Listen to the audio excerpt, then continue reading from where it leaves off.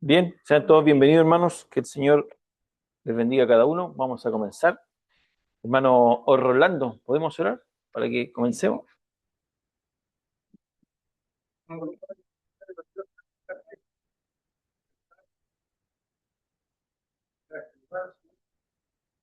Nos entregará, Señor, el consejo sabio de tu palabra.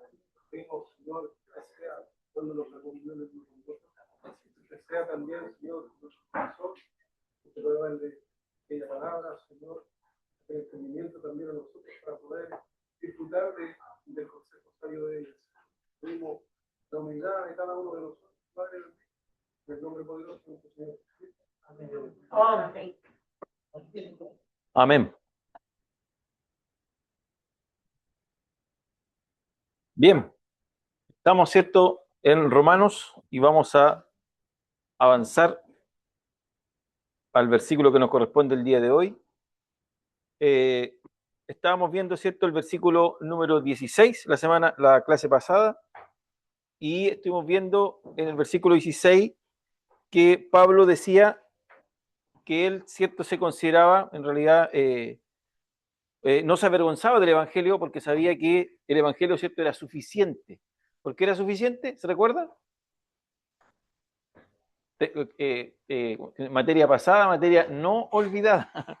El Evangelio era suficiente porque en el Evangelio algo que, cierto, residía en él, ¿qué es lo que era? Era poder, ¿cierto? En el Evangelio hay un poder de Dios, ¿para qué? Para salvación. Entonces, el versículo 16 le dimos harto énfasis a eso, que en realidad, ¿cierto? Pablo dice, no me avergüenzo del Evangelio porque, ¿cierto? Porque el Evangelio reside algo hay una suficiencia, hay un poder, hay una capacidad. Y esa capacidad que tiene el Evangelio es que salva, ¿cierto? Produce salvación. ¿Ah? ¿Y quién tiene esa capacidad de hacerlo? Dice que Dios es poder de Dios para salvación. Y luego el versículo dice, para todo aquel que cree, ¿cierto? Cree primeramente, o dice al judío primeramente y después al gentil o al griego. Entonces, eso vimos el versículo 16 de la clase antes pasada. Y eh, también decía en el punto que también estudiamos un poco, dentro de este repaso vimos que la finalidad de la salvación, y vimos varios beneficios, ¿se recuerdan? Varios beneficios de la salvación. O sea, que cuando allí dice que la salvación o el poder que Dios, ¿cierto?, ejerce para salvar a los hombres, en esa salvación vemos varios conceptos quizás muy técnicos y teológicos, pero que son necesarios entenderlo al momento de entender de que somos salvos. O sea, porque nuestra labor es entender cómo fuimos salvados. Incluso cuando nosotros somos salvos, entendemos que necesitamos salvación, ¿o no? ¿Cierto? Cuando somos pecadores y cuando entendemos el Evangelio, ¿cierto? La palabra produce ese cambio, ¿cierto? El Espíritu Santo a través de la Escritura nos redarguye, ¿cierto? Nos convence. Cuando somos convencidos, sabemos que necesitamos ser salvos. Pero en ese proceso de salvación, nosotros lo conocemos como salvación nomás, ¿cierto?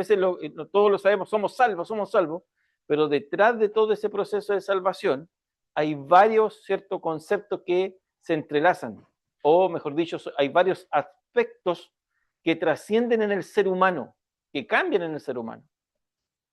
Por ejemplo, y bueno, y ahí estudiamos lo que era la sotería, ¿cierto? Que aquí correspondía el término sotería, cómo se veía la salvación en el Antiguo Testamento, cómo se ve la salvación en el Nuevo Testamento, lo vimos desde el hebreo y del griego, y veíamos que esos aspectos salvíficos, uno de los primeros es la justificación, y que en realidad teníamos que verlo porque hoy día, el texto que vamos a ver hoy día tiene que ver con eso, con la justicia de Dios, el Dios que justifica. Entonces, lo primero, o que va entrelazado con la salvación, o con el poder que salva, es la justificación. ¿Qué quiere decir eso? Dios declara justo al hombre. Eso significa justificar.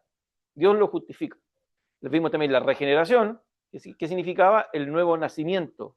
El hombre vuelve a nacer, es regenerado. Hay una nueva criatura en el salvo, ya no es el mismo. Hay un nuevo hijo, ¿cierto? Hay un nuevo hombre. No es el anterior hombre. El hombre viejo quedó atrás, ¿cierto? Ahora hay un hombre nuevo. Y luego, también dentro de esos aspectos de la salvación, vimos la redención.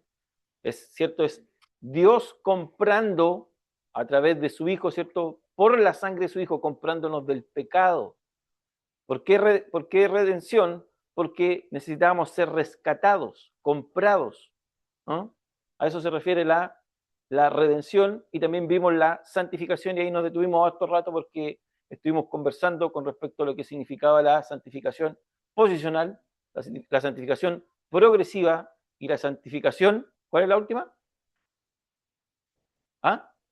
Plena, ¿cierto? La salvación plena. Entonces, y decíamos que santificación era ser apartado, ser hecho santo al servicio de Dios. Y también vimos la glorificación, que es el aspecto final de la salvación, cuando estemos en el estado eterno. ¿Se recuerdan de eso? ¿Hasta ahí? ¿Alguna pregunta? ¿Mm? Hasta ahí vamos bien. Entonces, eso lo vimos en la clase pasada. Pasaron 2 semanas y ya nos olvidamos. No tenemos que olvidarnos. Tenemos que, ese versículo de no me avergüenzo del Evangelio porque es poder de Dios, ¿cierto? Para todo aquel que cree, primeramente al judío y también al griego, tiene que quedar en la mente. Y ese versículo, fíjese que en ese versículo algunas aplicaciones que quise tomar para ir también reconociendo algunos puntos aplicativos hacia nuestra vida, ¿cierto? Hacia nuestra persona, que así como Pablo, ¿cierto?, no se avergüenza del Evangelio, así tampoco nosotros no tenemos que avergonzarnos del Evangelio.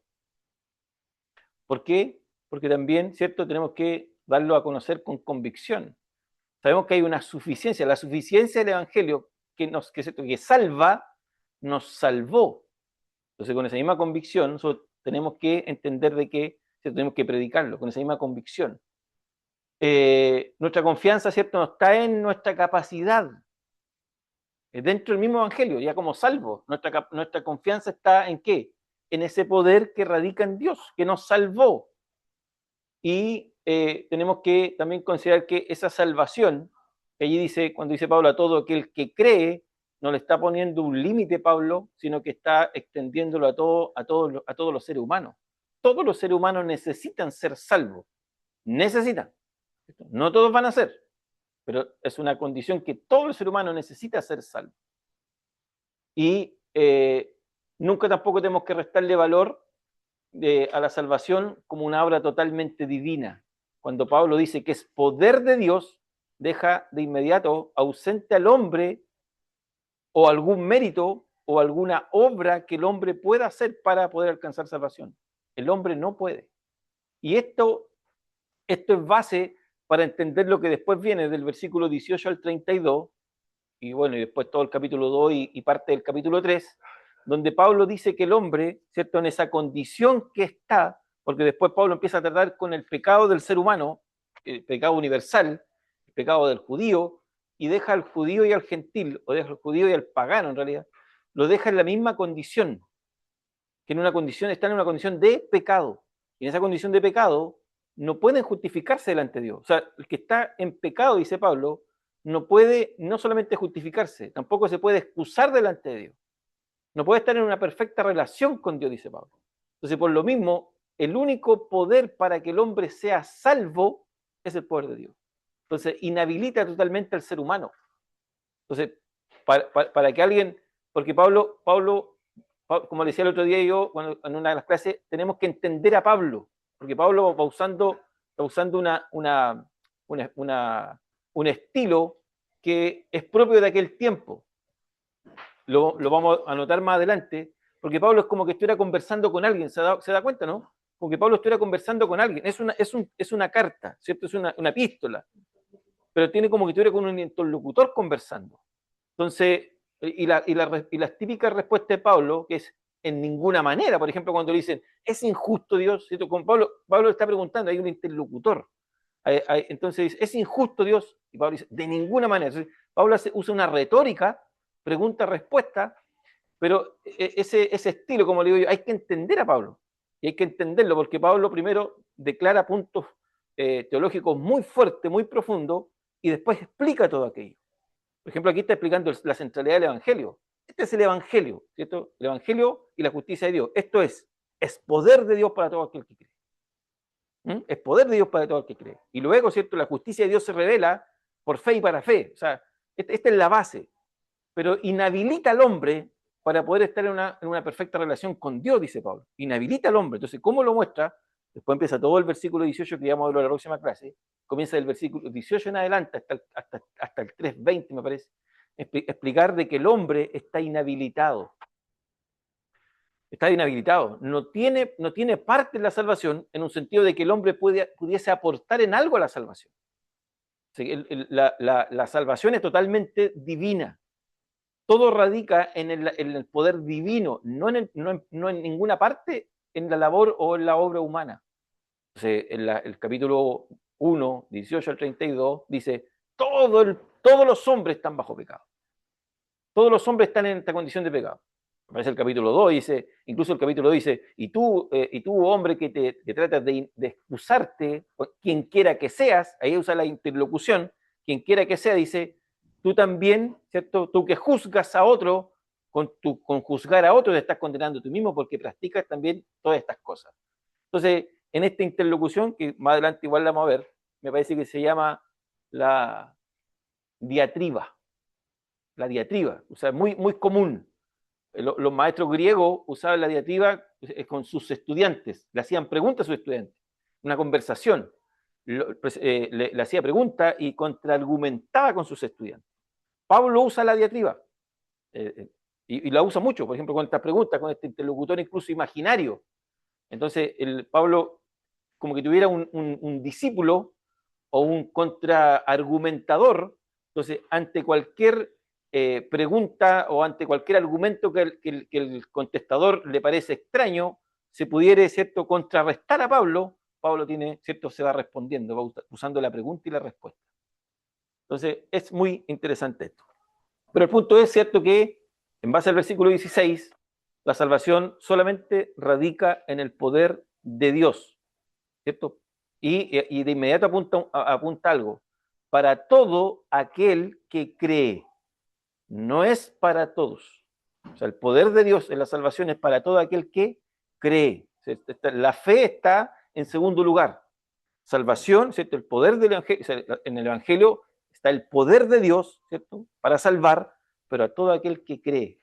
O sea, deja, ¿cierto? Independiente que es una labor o una capacidad divina, pero está sujeta, ¿cierto?, a una responsabilidad humana que tiene que ver con la fe.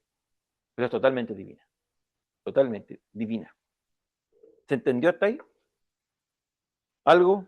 ¿Es difícil de digerir, hermana Susana? Aparte esa de la fe y la creencia. La vamos a ver, para que tenemos que verla porque no podemos dejarla, ¿cierto?, ahí en el aire. Tenemos que verla. Tenemos que verla, ¿cierto? Vamos al versículo que sigue. Bueno, este es el versículo el versículo en cuestión, o lo que estamos viendo, ¿cierto? El capítulo 1, versículo 16 y 17, y lo vamos a leer, dice, porque no me avergüenzo del evangelio, porque es poder de Dios para salvación a todo aquel que cree, al judío primeramente, y también al griego. Eso lo vimos, ¿cierto?, la semana pasada. Dice, porque en el evangelio la justicia de Dios se revela por fe y para fe, como está escrito, mas el justo por la fe vivirá. Y eso es lo que vamos a tratar de ver hoy día. Entonces, ¿qué es lo que está haciendo Pablo? Pablo, ¿cierto? Volviendo incluso como a resumir un poco, Pablo, ¿qué es lo que está diciendo? Pablo está diciendo que él no tiene ninguna vergüenza de, ¿cierto?, de llevar el anuncio de salvación o el anuncio del evangelio allá, ¿cierto?, a las mismas puertas de Roma, ¿cierto?, a la misma ciudad romana. Y, ¿cierto?, y lo hace ¿por qué? Porque él sabe que el evangelio tiene una suficiencia, ¿cierto? Hay una certeza en Pablo que ese mensaje que él lleva, ¿cierto?, ese mensaje que va a proclamar va acompañado o tiene un poder para transformar vidas. Eso lo mueve a Pablo. Y eso es interesante, que lo que Pablo lo motiva, cuando veíamos, ¿cierto?, las primeras clases, ¿qué motivaba a Pablo? Cuando decíamos, ¿qué lo motivaba? Si lo golpeaban, si le pegaban, si ¿cierto?, lo menoscababan, si no lo tenían con cariño a Pablo. lo trataban con desprecio. O sea, lo veían llegar a Pablo y ya para ellos era un dolor de estómago. Ya llegó el teólogo. Ya llegó este que se las quiere saber todas. Viene entrando. Viene entrando. Entonces lo que motivaba a este hombre, lo que motivaba a este varón de Dios, ¿cierto? Lo que motivaba a este gran apóstol, que nosotros nos sacamos el sombrero con él, que nos trae la revelación más clara, ¿cierto? Más purista del Evangelio, lo que lo motivaba, y ahora podemos entenderlo, lo que lo motivaba era el poder que acompañaba el Evangelio, el poder de transformar vidas. No era Pablo, no era el mensaje paulino, era el poder que residía en el mensaje paulino.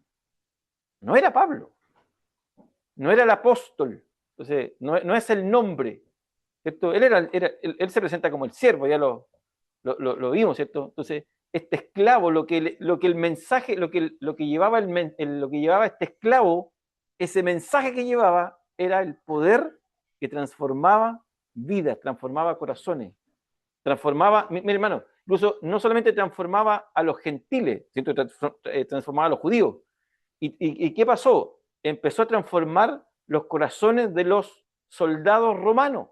Y esto produjo un quiebre, y eso lo vemos después cuando uno ve Apocalipsis. Se produce un quiebre, porque dentro del mismo imperio, o sea, el Evangelio, y esto no es resultado de Pablo, sino que fue el resultado del Evangelio.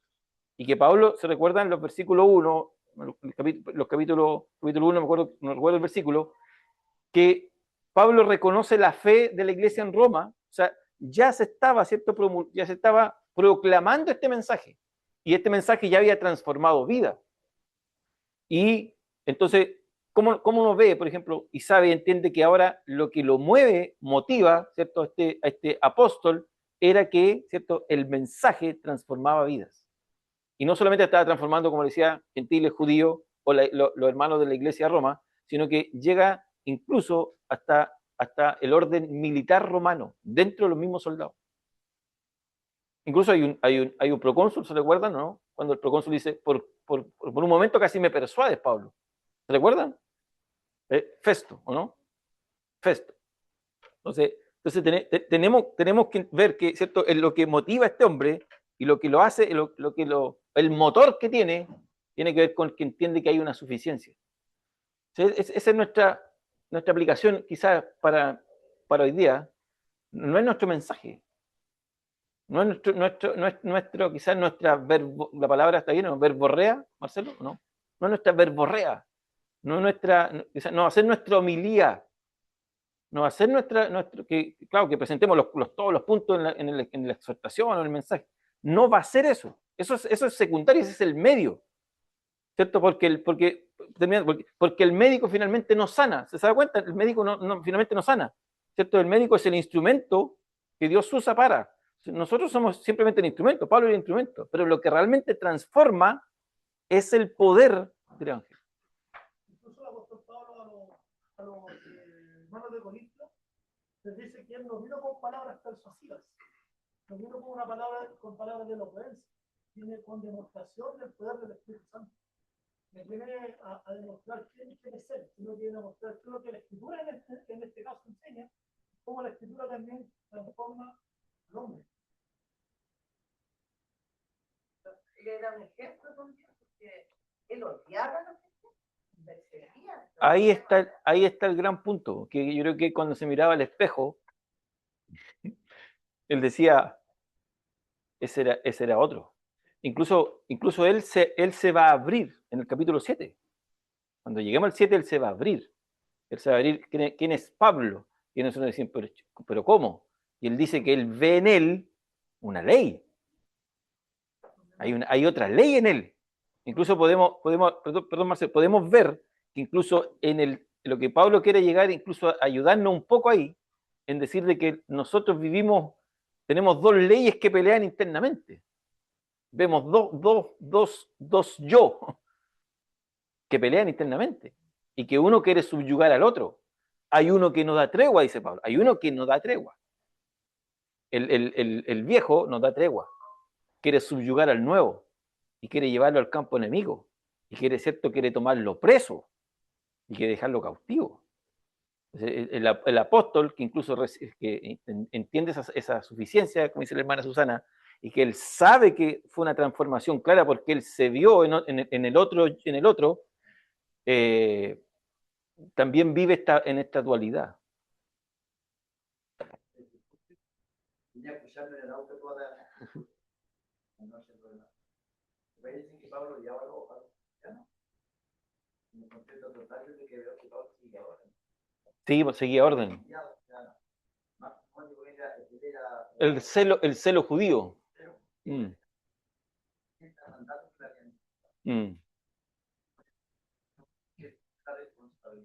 Claro, era el celo judío, porque no podía entender de cómo esta secta, esta considerada que esa secta para ellos, como una secta dentro del mismo judaísmo sale y tiene mucho adherente, muy rápido.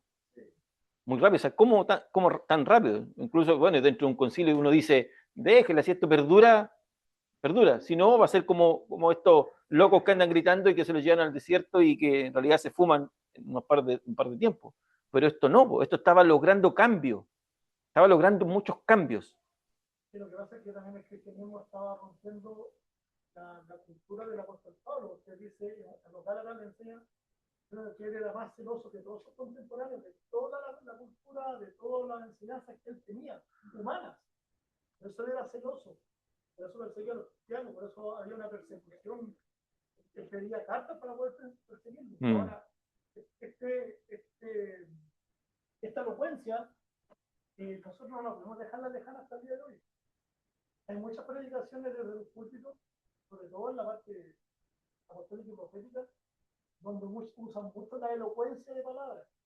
Hay un léxico que ellos usan para poder embaucar el oído, ¿ya? de la persona, tomando mensajes que totalmente van directamente hacia ellos, pero la elocuencia es la que atrae. Sí. Y embauca a la persona. Pero nos vemos transformaciones porque cuando nadie les cree, ellos explotan en rabia. ¿Ah? Y más encima te amenazan y te dicen que si tú te sales de la cobertura de ellos, vas a quedar sin cobertura y vas a andar como un vago durante el tiempo que estés afuera. Sí, bien. Entonces, ¿qué vemos, por ejemplo, que hace Pablo? Entonces, Pablo entiende que el Evangelio tiene una suficiencia, ¿cierto? No podemos perder el enfoque. El Evangelio tiene una suficiencia. ¿Cuál es esa suficiencia? El poder que radica solamente en Dios, ¿cierto? Que transforma la vida de todo ser humano. Aquí no está, hermana María.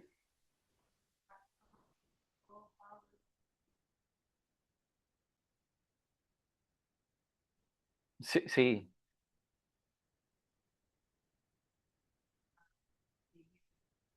Sí. Yo creo que hay varios factores, hay varios factores que uno no puede dejar de lado. Ahora, incluso uno se puede hacer la pregunta, ¿por qué tenía que ser Pablo? ¿Por qué no podía ser otro? ¿Por qué, por ejemplo, por qué no el que instala la doctrina o de lo ¿cierto? Que pone los fundamentos del Nuevo Testamento? ¿Por qué no podía haber sido Apolo? ¿Cierto? ¿Por qué no podía haber sido otro? Y yo creo que es un análisis que uno puede decir, es que este conocía la ley, po. Se sabía el Antiguo Testamento, yo creo que muy bien, educado, incluso él dice, ¿cierto? Educado dentro de una escuela de fariseos, legalista, o sea, el hombre entendía todo el Antiguo Testamento. Entonces, cuando se le revela el Evangelio, ¿cierto? ¿cierto? Llega el sentido plenario de toda la revelación que viene del Antiguo Testamento, que el año pasado vimos, ¿cierto? Esa revelación progresiva, yo creo que claro, tiene que haber sopesado. Esta es la ley y esta es la gracia. Entonces, claro, entonces él entendía completamente todo el Antiguo Testamento. O sea, entenderlo completamente el Antiguo Testamento le era más, para mí yo creo que no es que le era fácil, sino que podía sopesar bien para poder explicar bien la gracia. Para poder explicarla bien. O sea, si viene el filósofo tenía, un filósofo, no sé, griego, que se le hubiera revelado el Evangelio, sería distinto. Por eso tenía que ser Pablo. O sea, el Señor no se equivoca, o sea, tenía que ser Pablo. O uno del Sanedrín, no sé. O uno del Sanedrín.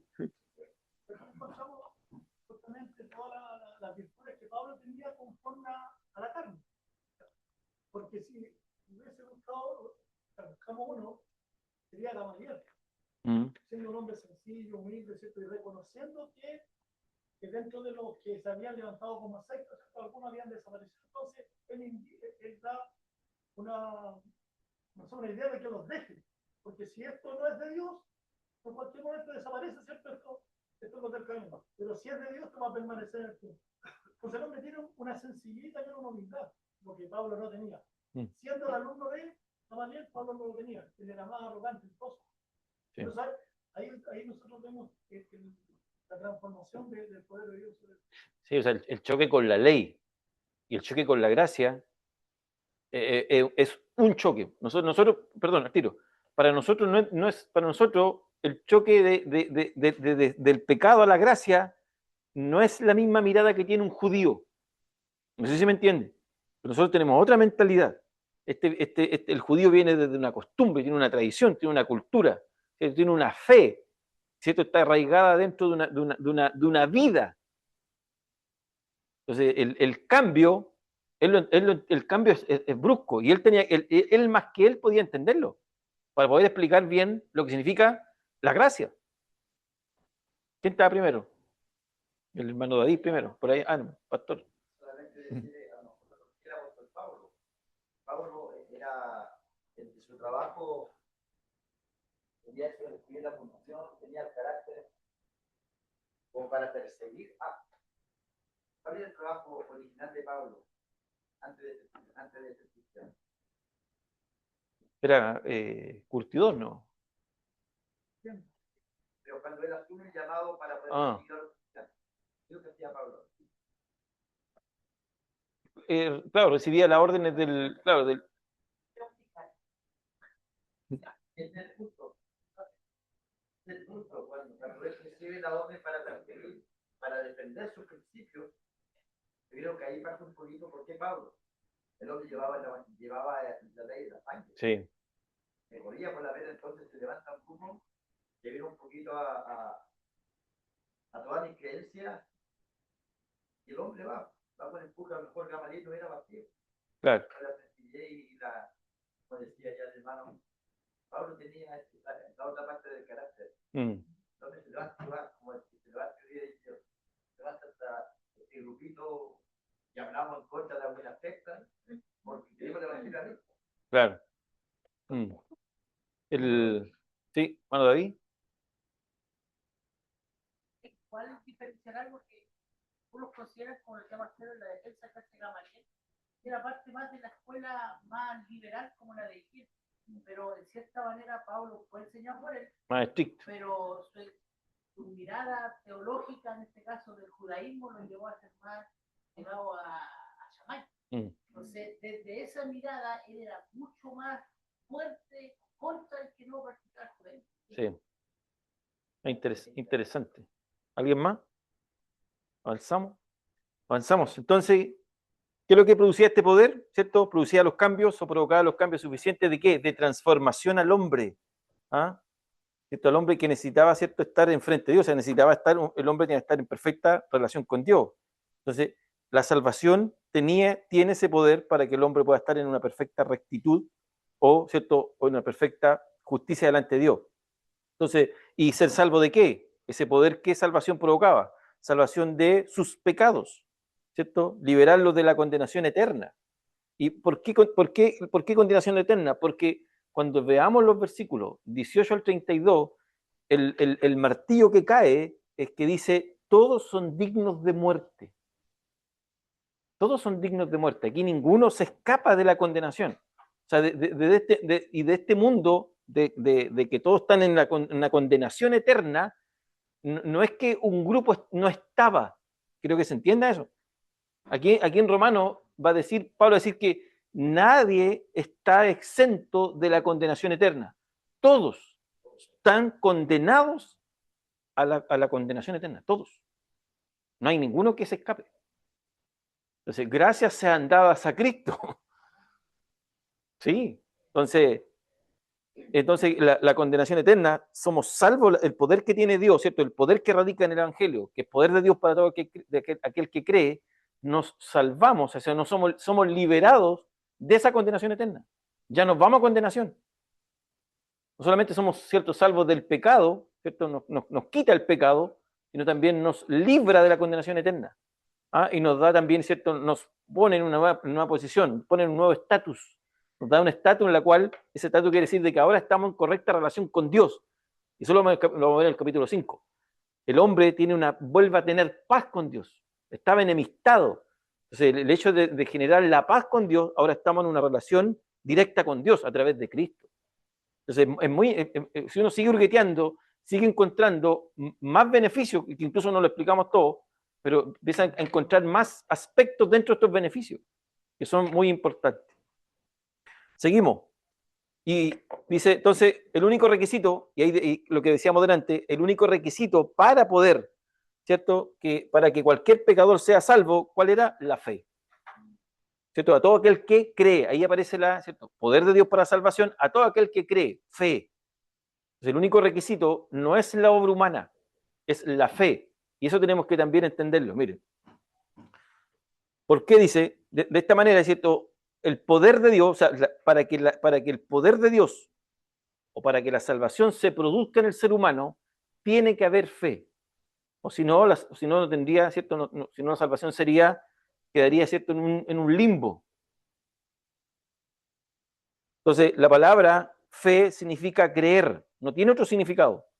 Creer. ¿Y qué significa? Confiar plenamente. O confiar perdidamente, algunos lo usan. Perdidamente es cuando una persona se abandona en un vacío, entendiendo que, ¿cierto?, las manos de Dios están sujetando, una cosa así. Está confiado plenamente. Es una confianza segura. Claro. Algunos en el Antiguo Testamento se ve como asirse. Se ven a los cuernos, ¿cierto? Y se hacían de los cuernos. Asirse plenamente, afirmarse, sujetarse. Eso es, ¿cierto?, es una confianza plena. Que en el Antiguo Testamento, allí el hombre alcanzaba cierta misericordia. El Nuevo Testamento es una confianza plena en el Hijo, en Cristo, solamente en Cristo. Entonces, la fe, y aquí vamos de la hermana Susana, para que se entienda un poquito. La fe en la salvación no se cuenta como obra. Para que se entienda, o sea, el poder de salvación que radica en Dios, solamente en Dios, ¿cierto? Para todo aquel que cree, ¿cierto? La fe que produce la responsabilidad humana no salva. Y tampoco es mérito, tampoco se cuenta como obra. Lo que salva es el poder. Porque si no, se pararía alguno y diría, yo tengo fe. Entonces el Señor está obligado a salvarme. Y tampoco no es la fe primero. Porque si fuera la fe primero, Dios estaría obligado. Entonces, ¿se da cuenta que tenemos que hacernos esas preguntas? Un poco complicado esto. La fe condicionaría a Dios. La fe condicionaría a Dios. O sea, tendría que, oye, mira, pues yo tengo fe. O sea, incluso en el momento cuando Dios se enfrente, cuando los seres humanos tengamos que enfrentarnos delante de nuestro Dios, ¿cierto? Cualquiera diría y se excusaría, oye, pero yo tuve fe y tú no actuaste. Entonces, primero, ¿cierto? Entonces, la fe no se puede contar como obra, ni se puede contar como un mérito. No se puede contar, sino que la fe se ve como una respuesta a la gracia. Es una respuesta a la gracia. La gracia que persuade. La gracia que persuade, ¿cierto? El Espíritu Santo que está convenciendo, ¿cierto? Que está instalando que el hombre es un convicto, porque la palabra convencer tiene que ver con un convicto, alguien que es tomado preso y es encerrado en una celda. Eso significa convencer de pecado. Juicio y justicia es encerrarlo en una celda, preso, y decirle que no tiene escapatoria y que está condenado y se le cierra por fuera, condenado eternamente.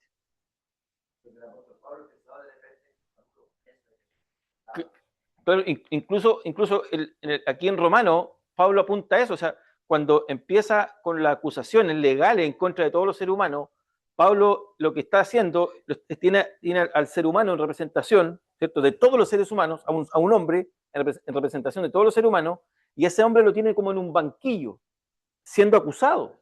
Está siendo acusado, y está siempre, ¿cierto? Está donde está recibiendo cada acusación, y donde finalmente dice, ¿cierto?, que es digno de muerte, o sea, está preso, o sea, no tiene salida. Entonces, la fe simplemente es la respuesta, es una respuesta a la operación de la gracia. Entonces, ¿qué opera primero? No es la fe. Es el poder de Dios, es la gracia salvadora la que opera primero en el ser humano, para que pueda generar respuesta. Entonces, no puede el hombre venir a decir, ¿cierto?, levantar bandera y decir, yo tengo fe, y Dios está obligado a salvarme porque yo tengo fe.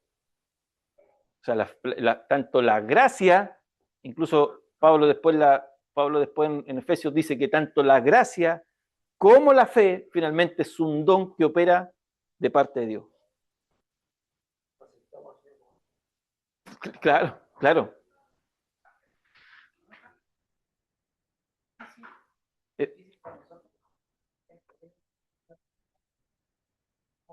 Como seres humanos, siempre damos algo para verificar que estamos a tener esa sensación de la color en medio como ser humano tenemos esa sensación. El otro gran problema para nosotros es hablar del griego y hablar ahora en español. Para nosotros la fe en español es creer, pero en el griego tiene que ver con Cristo, la palabra que trasciende. Es complejo. Ya no depende de nosotros, sino que depende 100% de nuestro creador. En el sentido de que usted decía muy bien, por si no me recuerdo, parece que dice Efesios, que es un don de Dios. Efesios 2. Que no tiene nada que ver con nosotros. O sea, tenemos restricción alguna, tampoco tenemos aporte alguno. El gran problema de la salvación, y que va a ser un tema recurrente que vamos a estar viendo, el gran problema de la salvación es que y que está dentro del concepto evangélico, porque no podemos ponerlo afuera, dentro de nuestra idiosincrasia cristiana, es que en algún minuto se nos dice que nosotros primero merecemos ser salvos, un problema, y lo otro que la salvación es como un pago por lo que yo hago. Entonces, lamentablemente, ese concepto cobra mucha fuerza dentro del mundo evangélico. O sea, yo merezco la salvación. Yo necesito que la salvación viene a mí. Se apagó la luz, se nos fue la luz. No hay. Entonces, para no confundirlos tanto, el hombre necesita entender de que se lo merece, que se merece la salvación. Ese es un punto.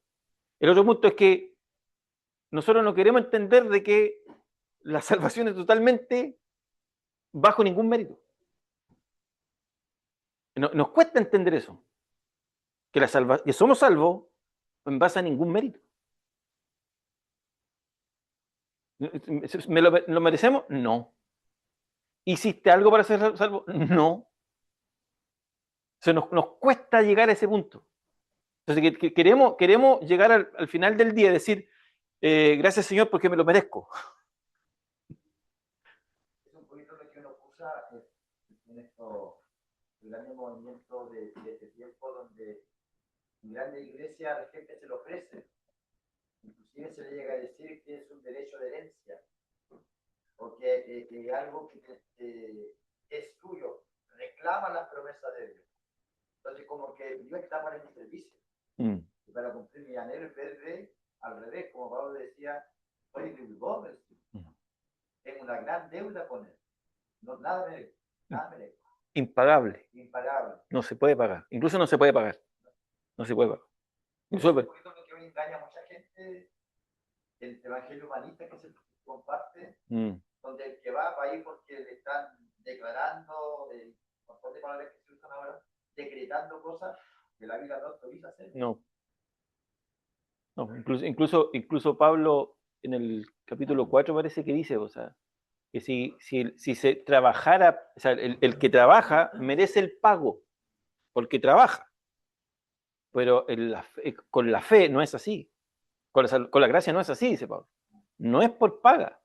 No es porque alguien haga algo para merecerlo. La salvación, hermano, es gratuita. No es gratuita para, o sea, gratuita para nosotros. Para el Señor no. Para Cristo no. O sea, él tuvo que pagar. Él paga un precio. ¿Cuál precio paga? Él recibe toda la ira del Padre en él. Entonces, ese es el precio. Y ese precio no lo podíamos pagar nosotros. Entonces, ¿en qué parte, o sea, qué parte podríamos nosotros recibir ese castigo? No podríamos. Es imposible. Quizás mejor voy a ver un poquito la otra nos cae. El tema del que bien dice que nosotros no somos merecedores de la gracia. No hemos pagado ningún precio para poder obtenerlo. Que realmente el que la pagó fue el Maestro, fue el Señor. ¿Sí? Cristo a nosotros nos libró no tan solo del pecado, sino que nos libró de la ira de Dios. Ahora, hoy es muy común decir que nosotros debemos pagar un precio. Un precio por, no sé, por el ministerio que tenemos, cuando también es gratis.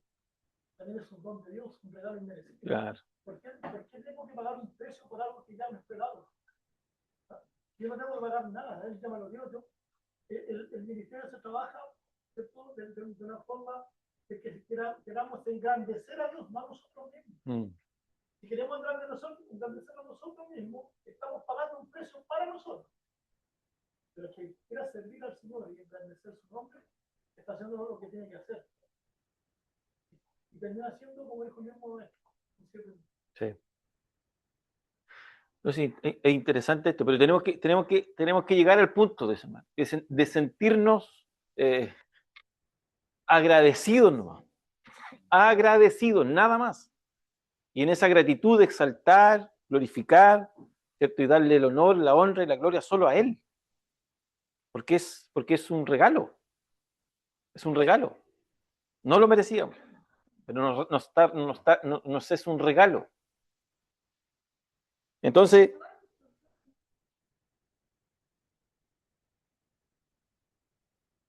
Gracias despierta la fe. sí. ¿Cierto? Esto nos lleva a recibir la salvación. Sí. Esto empieza, entonces, la gracia Es la que genera. Sí. Exactamente. No es la fe, claro, no es la fe no es la fe que mueve la gracia. No es mi fe que mueve la gracia. No va, claro, no es mi fe, no va a ser mi fe, no va a ser, porque finalmente la gracia despierta la fe, que es un don que es cierto que también florece en el momento de la gracia. Entonces, por eso yo coloqué allí coloqué la figura de un mendigo, ¿cierto? No es el mendigo que es cierto que está pidiendo, cierto, de comer y que poco más que digamos así, que la gracia, ¿cierto? Que el mendigo mueva la gracia, no. No, es la gracia finalmente la que produce, ¿cierto? Que el mendigo estire su manito. Así nosotros, ¿cierto? Como verdadero, claro, la gracia es la que ofrece, la gracia es la que genera que ese mendigo estire las manitos. Así como el mendigo nosotros tiramos nuestras manitos. Eso es fe, es la respuesta a la gracia. Ahora, en un término claro, para que no se malentienda, Dios, ¿cierto? En su misericordia ve al mendigo, ¿cierto? En su misericordia. Nos ve como todos mendigos. Estábamos perdidos en delitos, muertos en delito y pecado. Entonces su misericordia, ¿cierto? A través, ¿cierto? Su misericordia actúa en gracia para que nosotros estiremos nuestra manita. Creo que de cierto modo es más que nada la respuesta al sacrificio de Cristo, porque yo creo que se debe entender de esa forma, o si no, al final mi respuesta es creer o no creer, pero al sacrificio, y esa literalmente esa es la gracia es Cristo. Exacto. Cristo es la gracia. Y bien. No es que esté operando ahora como a poquito la gracia de no. uno, sino que es mi respuesta al sacrificio. Claro. Ahora, la gracia no es un producto. La gracia no es un producto. ¿Se recuerdan? El Evangelio no es un producto, ya lo vimos. El Evangelio es, la centralidad del Evangelio el sustento del Evangelio, el eje del Evangelio, ¿cierto? Todo el Evangelio, ¿quién es? Es Cristo. Entonces la gracia es Cristo. Ese es el, ¿cierto? La gracia, la gracia es una persona. Hermano David. También. A 1% algo tiene la otra. Mm. El espíritu creer tiene que ver netamente con el Espíritu Santo obrando para hacerlos entender que está preso. Sí, cuando vamos a llegar a eso, ahí nos vamos a agarrar de las mechas teológicas cuando lleguemos a ese punto, porque es complejo esa parte. O sea, tenemos que mirarla, tenemos que verla desde todas las miradas igual. No podemos ser tan... ¿Qué ves primero? Uno, claro, está bien, no viene de nosotros la fe, viene de Dios. El Espíritu Santo viene después. ¿Que uno cree? No, mire, Dice, sí. Mire, aquí tiene que ver que no podemos separar las personas de la Trinidad tampoco. No. Todos operan en una misma función. O sea, no, perdón, todos operan pero en distinta función. ¿Cierto? La gracia del Evangelio es Cristo. Pero quien está convenciendo de pecado es el Espíritu Santo. Pero quien regala, ¿cierto? Y provee todo aquello es el Padre. Entonces, los tres operan, los tres están operando en función para el salvo, ¿cierto? O en favor del salvo. Pero cuando se produce la salvación, y ahí es donde también podemos tener quizás una gran discusión del famoso el orden de salvación. ¿Qué fue primero? ¿Cierto, pastor? ¿Qué fue primero? Fue la regeneración, y después de la regeneración vino la fe. Entonces, ahí es donde empiezan estos conflictos quizás teológicos. Pero nosotros tenemos que estar, claro, pero nosotros tenemos que descansar en esto. Y que vimos la semana pasada cuando hablamos de los aspectos de salvación. Cuando se produce la salvación, yo creo, y por lo que veo en la Escritura, es que todo viene, ¿cierto?, en un mismo, ¿cierto?, en un mismo instante. Somos nuevas criaturas, somos salvos, posicionalmente somos declarados justos, somos santificados, y Pablo dice que ya fuimos glorificados. Con eso ya yo quedo tranquilo. Porque todo se produjo en el mismo instante. Que nosotros no veamos cosas es el problema, porque nosotros decimos, oye, ¿cierto? Nosotros no vamos a verlo. No vamos a ver la hermana Susana en el minuto cero, cuando en el kilómetro cero. Cuando quizás lleva 1 kilómetro, 2 kilómetros, 3 kilómetros, recién vamos a ver los cambios. Ese es el problema, que nosotros queremos ver cambios instantáneos. Y ahí es donde se producen, pero en el momento se produce todo aquello. No pueden venir procesos posteriores. Y ahí es donde entramos, ¿cierto?, en este conflicto de que hay una segunda llenura del Espíritu Santo, que para que se produzca esa llenura tienen que haber lengua. Ese todo, claro, es todo un tema. Eso hay que verlo que hay que verlo que en un sentido cuando el Espíritu Santo hay un revestimiento post que se llama, o se manifiesta el don, pero algunos lo confunden con una segunda llenura. No, en el mismo instante que el hombre salvo también fue lleno del Espíritu Santo. No hay porciones, y eso es suficiente. Y Pablo dice que el hombre está completo en Cristo. Entonces significa que el cristiano cuando es como lo transforma en cosilla, eso va a estar dentro hasta los carismas. Está todo. No viene, entonces ahí es donde vienen estos errores, hermanos, venga porque tengo que activar el don, o claro, hay unas activaciones posteriores. Hermana Patricia, ¿quería decir algo? Sí, quería decir, tocante a lo que citó el versículo hermana Susana, de que también estaba dándole vuelta en mi mente al versículo mientras te hablaba de la fe, por el oír la palabra de Dios. ¿Será un tema de concepto? Sí. De la idea. Porque cuando decimos que Cristo es el Evangelio, pero también entendemos que la palabra de Dios es el Evangelio, pero el Evangelio es Cristo. Entonces, será un tema de conceptos que nos hace confundirnos en el orden, porque yo, de hecho, estaba aquí tirando unas líneas tratando de entender lo mismo. Y mientras usted hablaba, y me empezaba a hacer sentido y me iba respondiendo mientras usted hablaba, pero también tropecé en esa interpretación, porque puede ser, porque dice, la fe viene por el oír la palabra de Dios. Entonces, yo me voy a lo práctico, a lo cultural hoy día, aquí nosotros de Talca, como el oír la palabra de Dios,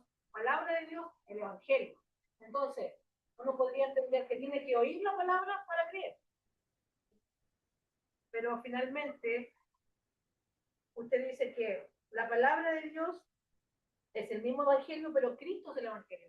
Y Cristo viene primero. Entonces, por eso pienso que puede ser un tema de conceptos actuales. Sí, porque nosotros decimos, la palabra de Dios tiene que venir para que nosotros seamos salvos.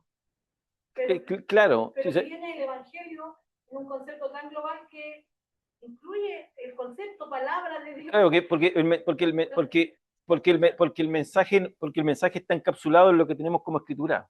Exacto. Claro, o sea, o sea, ¿cómo entonces? No es que venga Cristo en persona, ¿cierto? Y diga, yo soy Cristo y cree en mí, no, es la palabra, ¿cierto? Por eso que Él nos deja la escritura.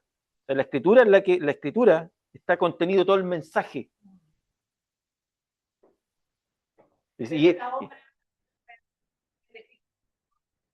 Claro, o sea, pero ¿dónde encontramos que Cristo fue crucificado? ¿Dónde encontramos que Cristo fue resucitado? ¿Dónde encontramos que Cristo fue, cierto, ascendido? O sea, esa es la palabra.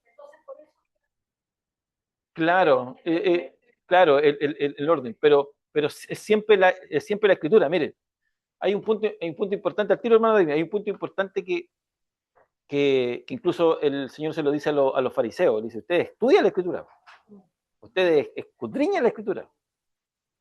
Y dice, y la escritura dice, y le dice, hello, y las escrituras, como diciendo el Señor, es que la escritura hablan de mí. Es que la escritura hablan de mí, o sea, lo que le está diciendo el Señor, dice, o sea, y el contexto, el marco teológico, el marco histórico, el Señor Jesucristo está en un tiempo donde todavía no está escrito el Antiguo Testamento, es el Nuevo Testamento. O sea, toda la escritura que ellos tenían en el Antiguo Testamento, o sea, todo el Antiguo Testamento daba testimonio de que Cristo era Cristo. Claro, entonces, ¿de qué manera nosotros entendemos el Evangelio? ¿De qué manera nosotros sabemos que, ¿cierto?, la gracia opera conjuntamente con el Espíritu Santo? Es la escritura. De hecho, incluso lo podemos ver cuando Cornelio, porque Cornelio dice que era un hombre piadoso, tenía fe en Dios, en Jehová, en lo que creían los judíos. Pero no fue salvo y sellado hasta que va Pedro y le corta el Evangelio. Dice que en el momento que él está escuchando, dice que fue sellado con el don del Espíritu Santo y habló lejos. No fue salvo hasta que se le presentó el Evangelio. Buenísimo, cuando Pedro explica todo el Antiguo Testamento, ¿se recuerdan? Después dice, ¿y qué haremos, Pedro? ¿Se da cuenta? Ahí está la respuesta. ¿Pero qué le hizo Pedro? Pedro hizo un recorrido de todo el Antiguo Testamento. Claro, por eso toda la evidencia que encontramos en el libro de los Hechos son para eso. O sea, ¿cómo los hombres despertaron a la fe? A través de la Escritura, a través de la palabra. Y la palabra exhortada. ¿Se da cuenta? La palabra exhortada. Viene este hombre y aparece Felipe. Entonces, ¿qué vienen leyendo? Pero no lo entiendo. De hecho, Efesios 1, bueno, un versículo que todos conocen, dice, en él también vosotros habiendo oído la palabra de verdad, el evangelio de vuestra salvación, y habiendo creído en él, fuiste sellado. Entonces yo digo que va mucho creo que la fe va mucho en la respuesta al sacrificio. La respuesta, sí. Que no aporta la salvación, obviamente. Claro. Pero es mi respuesta. Exactamente. Bien, vamos a tener, no sé, esto lo vamos a seguir, hermano, lo bueno de esto es que esto se va a seguir tocando, porque después Pablo va a personificar la fe. Entonces, como nosotros estamos igual que los romanos. Todavía Pablo está dando los matices, colocando las bases y tratando de explicar un poco. Pero los hermanos de Roma, ¿cierto? La audiencia de Pablo le va a costar entender un poco la fe, como estamos nosotros también entendiéndola, ¿cierto? Como nosotros estamos chocando con esto. Entonces Pablo después dice, para poder explicar, dice Pablo, yo le voy a explicar, trata de personificar la fe, Pablo. Eso lo ve cuando lo hace con Abraham. Se personifica la fe para que se entienda mejor. Bien, sigamos. Entonces, ¿qué dice Juan Calvino con respecto a la fe? Que me parece muy interesante. Dice él, dice que la fe es como un vaso, dice, el cual vamos hambrientos y vacíos con la boca del alma abierta, deseando saciarnos de Cristo. Como un vaso al cual, dice, vamos hambrientos y vacíos,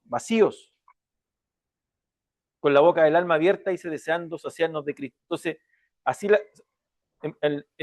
apuntando con respecto a la fe, o sea, la fe o el creer no se trata de una actividad propiamente humana, lo que antes decía el hermano David, no es propiamente humana, porque si fuera propiamente humana, Dios tendría que actuar obligado a salvar, y no de forma gratuita. no de forma como gracia, ¿cierto? Como gracia gratuita, sino como, ¿cierto? Como obligado a salvar. Entonces, la fe, ¿cierto? No, o sea, y no posee ningún valor, no posee ningún valor humano, no posee ningún, ¿cierto? Ningún mérito humano que obligue a Dios a recompensarnos con la salvación. Yo no puedo obligar a Dios, yo no puedo darle la mano, decir, yo tengo fe y tiene que estar, ¿cierto? Y tiene que estar obligado a salvarme, no puedo. Entonces, ¿por qué? Porque eso invalidaría la salvación, que la salvación de pe a pa, de principio a fin, es totalmente divina. Totalmente divina. Entonces, ¿por qué? Mire, y lo que tocaba el hermano Brian, en Efesios 1, en Efesios capítulo 1, Pablo hace lo siguiente, Pablo como que se trasladara en el tiempo, en lo eterno, como Pablo lo que está aplicando como que nos está abriendo un poco la eternidad y está diciéndonos que en la eternidad esto ya se había, ¿cierto? Había ideado este plan. Entonces, si en ese plan que se ideó en la eternidad, donde nosotros estábamos presentes, ¿cierto? Fue totalmente divino, ¿en qué parte estaban los humanos? ¿En qué parte estaba diciendo, ¿cierto? Estábamos participando nosotros? En ninguna parte. Entonces, es un plan totalmente divino, orquestadamente divino, planeadamente divino. Entonces, no es el hombre acudiendo a Dios, ¿cierto? Y exponiendo su fe para ser salvo, porque eso se llama provisionismo, y hoy día está muy en boga. Hay pastores que predican el provisionismo. Entonces Dios se extendió la salvación y está dispuesta para todo aquel, ¿cierto?, que quiere venir, ¿cierto?, en fe y tome la salvación. Entonces está actuando como un Dios que, ¿cierto?, coloca la salvación a disposición y el hombre verá. Aquí entonces, en la salvación, tampoco está, ¿cierto?, en ese punto de dejarla ¿cierto?, a un precio de la oferta, y el que quiere venga, tampoco se puede. No es promocional, no es provincial, o sea, la salvación no está, ¿cierto?, como una providencia, o sea, provisionismo, proveyendo una salvación para que el que quiera venga y la tome. No, no es así. Pablo más adelante la deja en claro. Se armó la fiesta, dijo. Esto es tan difícil manera de poder explicar. Una pregunta. La semana pasada hablábamos de la santidad posicional, progresiva y plena. ¿Podríamos decir algo similar referente a la fe como posicionar la fe que Dios nos da de una fe progresiva a través del entendimiento de la Escritura? Yo creo que sí, en cierto modo, porque incluso el arrepentimiento, yo creo que esa metanoia es constante igual. O sea, nos estamos arrepintiendo constantemente. Entonces, sabemos que la salvación sucede en un minuto ¿cierto? Hagamos cuenta, kilómetro cero. Pero en nuestro caminar, nosotros cuando vamos comprendiendo más las cosas, nuestra fe se va sustentando con mucha más fuerza. Y nuestro arrepentimiento también es más continuo. O sea, no estamos cada vez, ¿cierto?, produciendo esa metanoia constante. Entonces, sí. Un poquito como el amor de pareja. También. El enamoramiento inquebrantable de esas situaciones que pasamos. Pero en el tiempo. Pero en el tiempo. De primera nos tirábamos los platos. Una cosa, con la experiencia, se va madurando, porque hay tipo de creer que gnosis. Sí, gnosis, sí. Eso tiene que ver con la experiencia diaria. Pero no con lo que me cuentan, sino con lo que yo experimento. Claro. Hay una fe práctica, una fe práctica. Con lo que yo voy experimentando en Dios, me voy alimentando para seguir creciendo, como decía el hermano David. Sí, es un conocimiento, es un conocimiento no por lo que yo, ¿cierto? Por lo que yo, como diciendo, por lo que yo pienso o razono, sino que también se va produciendo por lo que yo veo, practico, o sea, es un conocer que va avanzando. Bien, entonces la fe es una respuesta. Tenemos que analizarlo, hermana Susan, no se preocupe. Tenemos que seguir analizando. La fe es una respuesta. Yo respondo. No es que Dios responda a mí, ¿cierto? Yo respondo a Él. Bueno, el tema del evangelio que nosotros lo tipificamos, ¿cierto? O lo hemos asociado siempre a la buena noticia, ¿cierto? A la buena nueva de salvación. Y lo vemos también cuando Pedro Y en dos ocasiones, con John Doyle y John Diez, cuando él predica, hay un acontecimiento establecido, o sea, local, para salvación. Pero también el evangelio es juicio. Ah, claro. ¿Y sabe dónde encontramos este evento? Lo encontramos en Hechos 7, si no me equivoco, cuando Esteban predica desde Mesopotamia, ¿cierto? Desde acá, y empieza a declarar a todos ellos. ¿Qué es lo que ellos rechazan esto? Lo mata. Entonces, para nosotros es una buena noticia. Pero para los que lo rechazan, juicio terrible. Sí, hay un autor que dice que para saber, para ser salvo, o sea, para entender la buena noticia, hay que conocer la mala noticia. Sí. Alguno le va a producir salvación, a otro le va a producir condenación, aunque ya están condenados. Bien, yo creo que, ¿qué hora es? Sí. Deme 5 minutos para que podamos introducirnos a esta otra parte de lo que venimos hablando. A lo que venimos hablando, es que, ¿cierto? Esto es para todo aquel que cree, y después Pablo dice que primeramente al judío y luego, ¿cierto?, al gentil o al griego. El punto es que cualquiera podría decir de que los judíos son salvos primero por orden, ¿ah? y después el resto. O sea, como que la salvación la reciben unos primero y después el resto. Pero no podemos, en la salvación no hay prioridades. No es que sean esto, no es que salve, tengan mérito o derechos distintos que otros. El Pablo después lo va a explicar, incluso va a decir de que los judíos y los gentiles, dice que son inexcusables. Y ambos grupos están, ¿cierto?, son dignos de muerte, están en eterna condenación. Entonces, cuando Pablo dice que primeramente al judío y después al gentil, está apuntando de que en los judíos, primero en los judíos estaba la promesa de salvación. Y cuando dice primeramente al judío, está hablando de que en los judíos gozaban con las promesas de salvación ellos. Luego, viniendo Cristo, ¿cierto? Esto se abre de las promesas de salvación a todo el mundo. Pero ya en el Antiguo Testamento, de igual forma, había muchos matices que hablaban de que la salvación no era solamente el pueblo judío. Por ejemplo, vemos la predicación de Jonás. Vemos al sirio, ¿cierto? Que se sumerge, Naamán. Vemos, ¿cierto? Vemos muchos prosélitos que van acercándose al judaísmo. Entonces, de cierto modo, las promesas de salvación estaban en medio de, pero eran para todo el mundo igual. Entonces, cuando habla, dice primeramente al judío y después o posteriormente al griego o al gentil, está hablando que las promesas de salvación estaban en los judíos, estaban dentro de ellos como medio. Entonces, eso lo vamos a ver en la segunda parte para que vamos a un break. Quiero ver a los hermanos del Zoom. Aquí están los hermanos del Zoom. ¿Ninguna pregunta por ahí? Vamos a ver el chat. Bendiciones. Sí, sí. Ya, dice, si la salvación fuera por nuestras obras, sería vana la cruz de Cristo y su sacrificio. La hermana Andrea. Bien, hermana Andrea. Excelente. Hermano Owen dice, saludos, profe. Paz y salud para todos.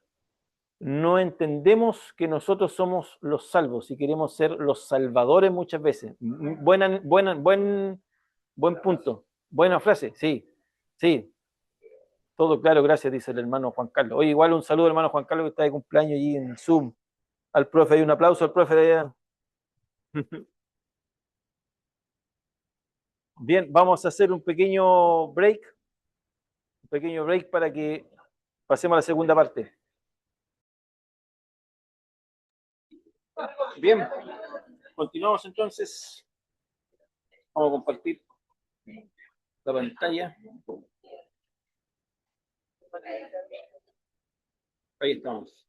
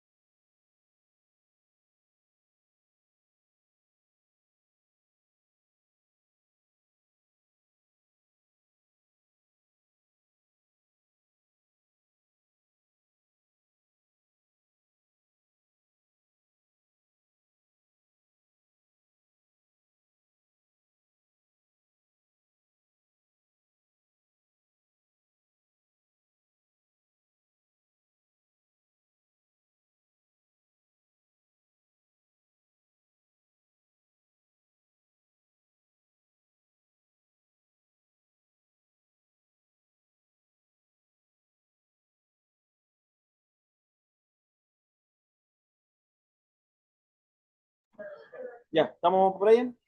¿Estamos al aire? Bien. Bien, continuamos, hermanos, entonces. Seguimos. Entonces, ¿qué decíamos? Primeramente al judío y posteriormente al griego o al gentil. ¿Esto qué quiere decir? ¿Cierto? Que no, la salvación no es por posición, la salvación no es, ¿cierto? La salvación no es prioridad primero a los judíos. No está hablando de eso Pablo. Si fuera así, estaría condicionando la salvación primero a un grupo y posterior a otro grupo, y no es así. La salvación es para todos por igual. No hay, ya lo veníamos diciendo, el salvo no es por mérito, no es por nación, no es por raza, no es por etnia, sino que es por, ¿cierto? Es simplemente por la gracia. Entonces, si aplicamos el contexto sobre todo a la iglesia de Roma, a lo que se está dirigiendo Pablo, si aplicamos el contexto, y sabíamos que en aquel tiempo, ¿se acuerdan quién dominaba la iglesia en Roma? Eran los gentiles. Porque se acuerdan, el edicto de Claudio se había echado a los judíos, porque por problemas que había tenido, rencillas que tenían ellos, y posteriormente vuelven 5 años más tarde y se encuentran con una iglesia más gentilizada. No se celebraban fiestas judías, que los judíos quedan, ¿cierto? Porque vienen del judaísmo y todavía permanecían celebrando el sábado, comiendo, ¿cierto? Comiendo alimentos restringidos. Entonces se enfrenta a una iglesia más gentil. Entonces, no, cuando Pablo dice que primeramente al judío, no es que Pablo está colocando a los judíos como prioridad. No está colocando, ¿cierto?, a judíos como que los judíos primero son salvos de ellos y posterior nosotros. No, sino que las promesas, como les decía yo, las promesas de salvación estaban primero en ellos. En ellos fue la promesa de salvación. El pueblo el cual Dios elige para traer las promesas de salvación es en los judíos, pero como medio. Entonces, pero eso no le da el derecho de que sean salvos. No les da el derecho de que sean salvos. No porque sean judíos y no porque tengan las promesas de salvación, son salvos. Tienen que creer. Bien, hermana Susi. Ahí, punto para la hermana Susana. Tienen que creer. Porque se recuerdan que la salvación opera en el que cree. El poder de salvación para todo aquel que cree. Entonces, cuando en este mundo de encerrar a los judíos y a los gentiles, tiene que ver con qué, ¿cierto? Tiene que ver con creer. ¿No? Entonces, no hay dos salvaciones. No tiene que ver con que, ¿cierto? Hay dos tipos de salvación, sino que es una salvación. Decirle que lamentablemente dentro de una mala lectura se hace una doble lectura. Exacto. En una mala observación del texto se hace una doble lectura de salvación, primeramente para el judío y después para el claro. No. Entonces, no es así. Entonces, lo que está apuntando Pablo, lo vamos a ver, es que lo que Pablo está diciendo es que las promesas de salvación fueron primeramente a los judíos y no que la salvación era o estaba en prioridad para los judíos. Siempre la salvación fue para todos los hombres. Entonces si nosotros dijéramos que la salvación, ¿cierto? La salvación solamente primeramente para los judíos o era prioridad para los judíos, estaríamos atentando con el mismo texto que leímos en primera instancia con las primeras clases, cuando decíamos que las escrituras, en las escrituras estaba el evangelio. Ahí decía claramente, en las escrituras estaba el evangelio. Entonces, si nosotros colocamos como prioridad a los judíos y después a los gentiles, estaríamos incluso en contra de lo que estábamos leyendo en Romanos capítulo 1, versículo 2. Dice que el evangelio estaba, o sea, ahí está, el Pablo está, podemos, ¿cierto?, conectar esto. Las promesas de salvación, el evangelio de salvación, estaba en el Antiguo Testamento. ¿Y el Antiguo Testamento qué es lo que es? Judío. Es judío, totalmente judío. Pero Abraham viene también de Mesopotamia. Pero las promesas fueron dadas en parte de bendición de los descendientes de Abraham. Claro, pero en cierto modo, sí, eso es pero tenemos que ver que pero todo el Antiguo Testamento es judío. Es de una nación. El contexto general es judío. Entonces, en eso, cuando Pablo dice primeramente al judío, porque las promesas de salvación estaban, ¿cierto?, en el pueblo judío. Entonces, vamos a citar, y bueno, ahí tenemos una cita que después la resuelve Pablo en Gálatas, dice: bendeciré a los que te bendijeren y a los que te maldijeren, maldeciré, y serán benditas en ti toda la familia de la tierra. O sea, las promesas de salvación, ahí vemos una promesa de salvación. La promesa de salvación ya está, ¿cierto?, en Abraham, en ti. ¿Ah? Esto después se resuelve, ¿cierto? Se resuelve y dice: en ti serán benditas todas las familias de la tierra. Pero no está colocando un límite, ¿cierto? Un límite de extensión. No está cerrando el cerco solamente a los judíos.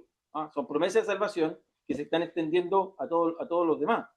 Tenemos otro texto con respecto a los judíos, como cierto, como donde está la promesa de salvación, dice Deuteronomio 7, dice, porque tú eres pueblo santo para Yahvé tu Dios te ha escogido para hacerle un pueblo especial, más que todos los pueblos que están sobre la tierra. Y aquí viene lo importante, no por ser vosotros más que todos los pueblos, os ha querido Yahvé y os ha escogido, pues vosotros seréis el más insignificante de todos los pueblos, sino por cuanto Yahvé os amó y quiso guardar el juramento que juró a vuestros padres, os ha sacado Yahvé con mano poderosa y os ha rescatado de servidumbre de la mano de Faraón, rey de Egipto. Por gracia, o sea, las promesas de salvación no están, o sea, son promesas de salvación, perdón. No es que está salvando o salva porque sean judíos. Y después, bueno, tenemos otro texto ahí que es Deuteronomio 9, se los voy a dejar ahí para que lo vean. ¿Por qué? Porque se podría decir de que la salvación se podría, como esta doble lectura, y poder decir, no, los judíos primeramente son salvos, y los judíos merecen salvación, porque hoy día ha despertado mucho, no sé si bueno, a lo mejor siempre, pero sobre todo hoy día vemos con respecto con el tema de la guerra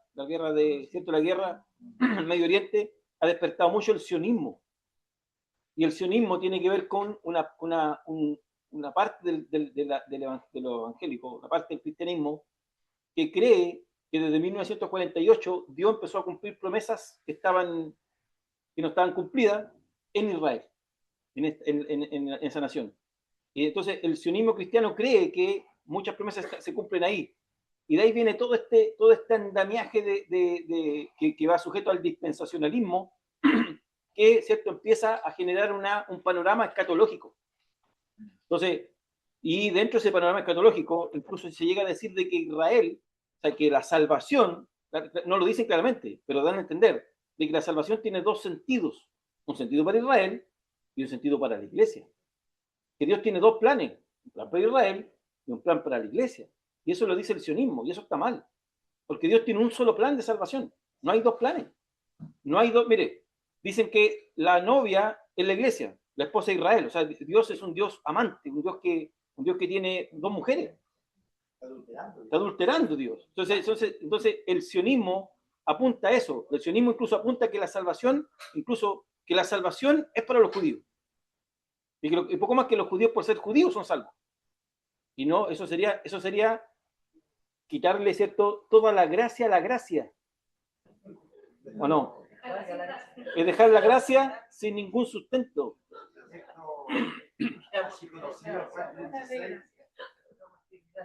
Porque de tal manera por Dios al mundo. Claro. Exactamente. O sea, no dice, porque de tal manera amó Dios a los judíos, no dice. Incluso se lo está diciendo a un hombre entendido dentro de la ley, que era, ¿cierto?, a Nicodemo, un maestro de la ley. ¿Sí? Y él no lo entendió. No lo entendió.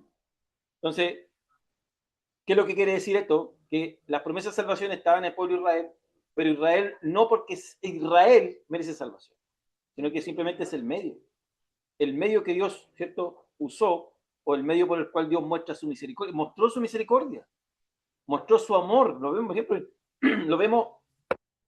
lo vemos en Oseas, por ejemplo.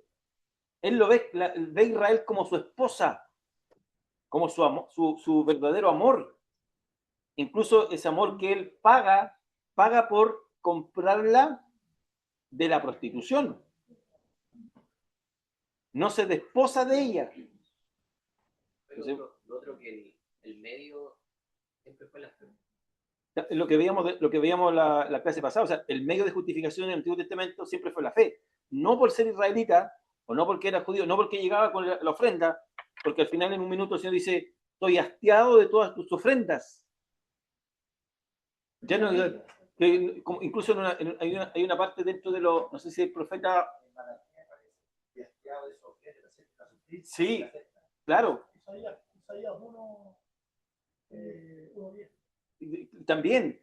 Y otro profeta que dice, ¿saben qué? Ya, dejen que sangre nomás, que sangre el altar, que sangre el altar. Pero yo no pido esto, hacer misericordia, hacer justicia. Entonces, el fin es otro. Entonces, el Señor no escoge Israel porque hay un favoritismo. Mire, si uno lee, cuando uno empieza a hurguetear un poco, empieza a leer, podría haber sido los amonitas, podrían haber sido, ¿cierto?, los moabitas, y eso misericordia con una moabita, ¿cierto? ¿Se recuerdan a esta mujer que vuelve? ¿Cierto? Entonces, podría haber sido cualquier otro pueblo, podría haber sido, ¿cierto?, cualquier otro pueblo. Y dice incluso, no es porque eran mejores, dice, no era porque eran rectos, no porque eran justos. Entonces, la revelación de Dios se da usando justamente. Claro. Jesús lo dijo después a la samaritana: la salvación viene de los judíos, proviene, o sea, el Salvador vendría de los judíos. Claro, es el sóter que viene de los judíos. Es el sóter, es el Salvador que proviene de los judíos, que viene de Sión, incluso en otra parte. No es cierto, no es que el judío produzca salvación, es Dios quien produce salvación. O sea, dentro y claramente, ¿cierto? Usa todo este andamiaje usando esta nación, usa Israel, ¿cierto? Usa una línea de sangre, una línea real. Incluso no usa una línea sacerdotal, y no usa usa una línea real. Entonces, lo escoge, como puede haber escogido cualquier otro pueblo, para traer la salvación. Porque lo que apuntaba el Señor no era el medio, era el fin. No era el medio, es el fin. ¿Cuál era el fin? Era Cristo. Claro, o sea, ahí sigue el fin justificado a los medios. Entonces Pablo dice, porque no me avergüenzo, dice, y después de esto, es cuando Pablo dice, mira, decimos al 17, dice, porque el evangelio es justicia de Dios que se revela, ¿cierto? Por fe y para fe. Entonces, ¿qué es lo que está diciendo Pablo? Dice que tanto el poder, ¿cierto?, el poder para salvar, como la justicia, ¿cierto?, que justifica, ambas van juntas. Ambas operan igual. O sea, en el evangelio, ¿cierto?, ¿cierto?, tanto el poder que salva como la justicia que, ¿cierto?, que justifica, operan. En el evangelio opera esto.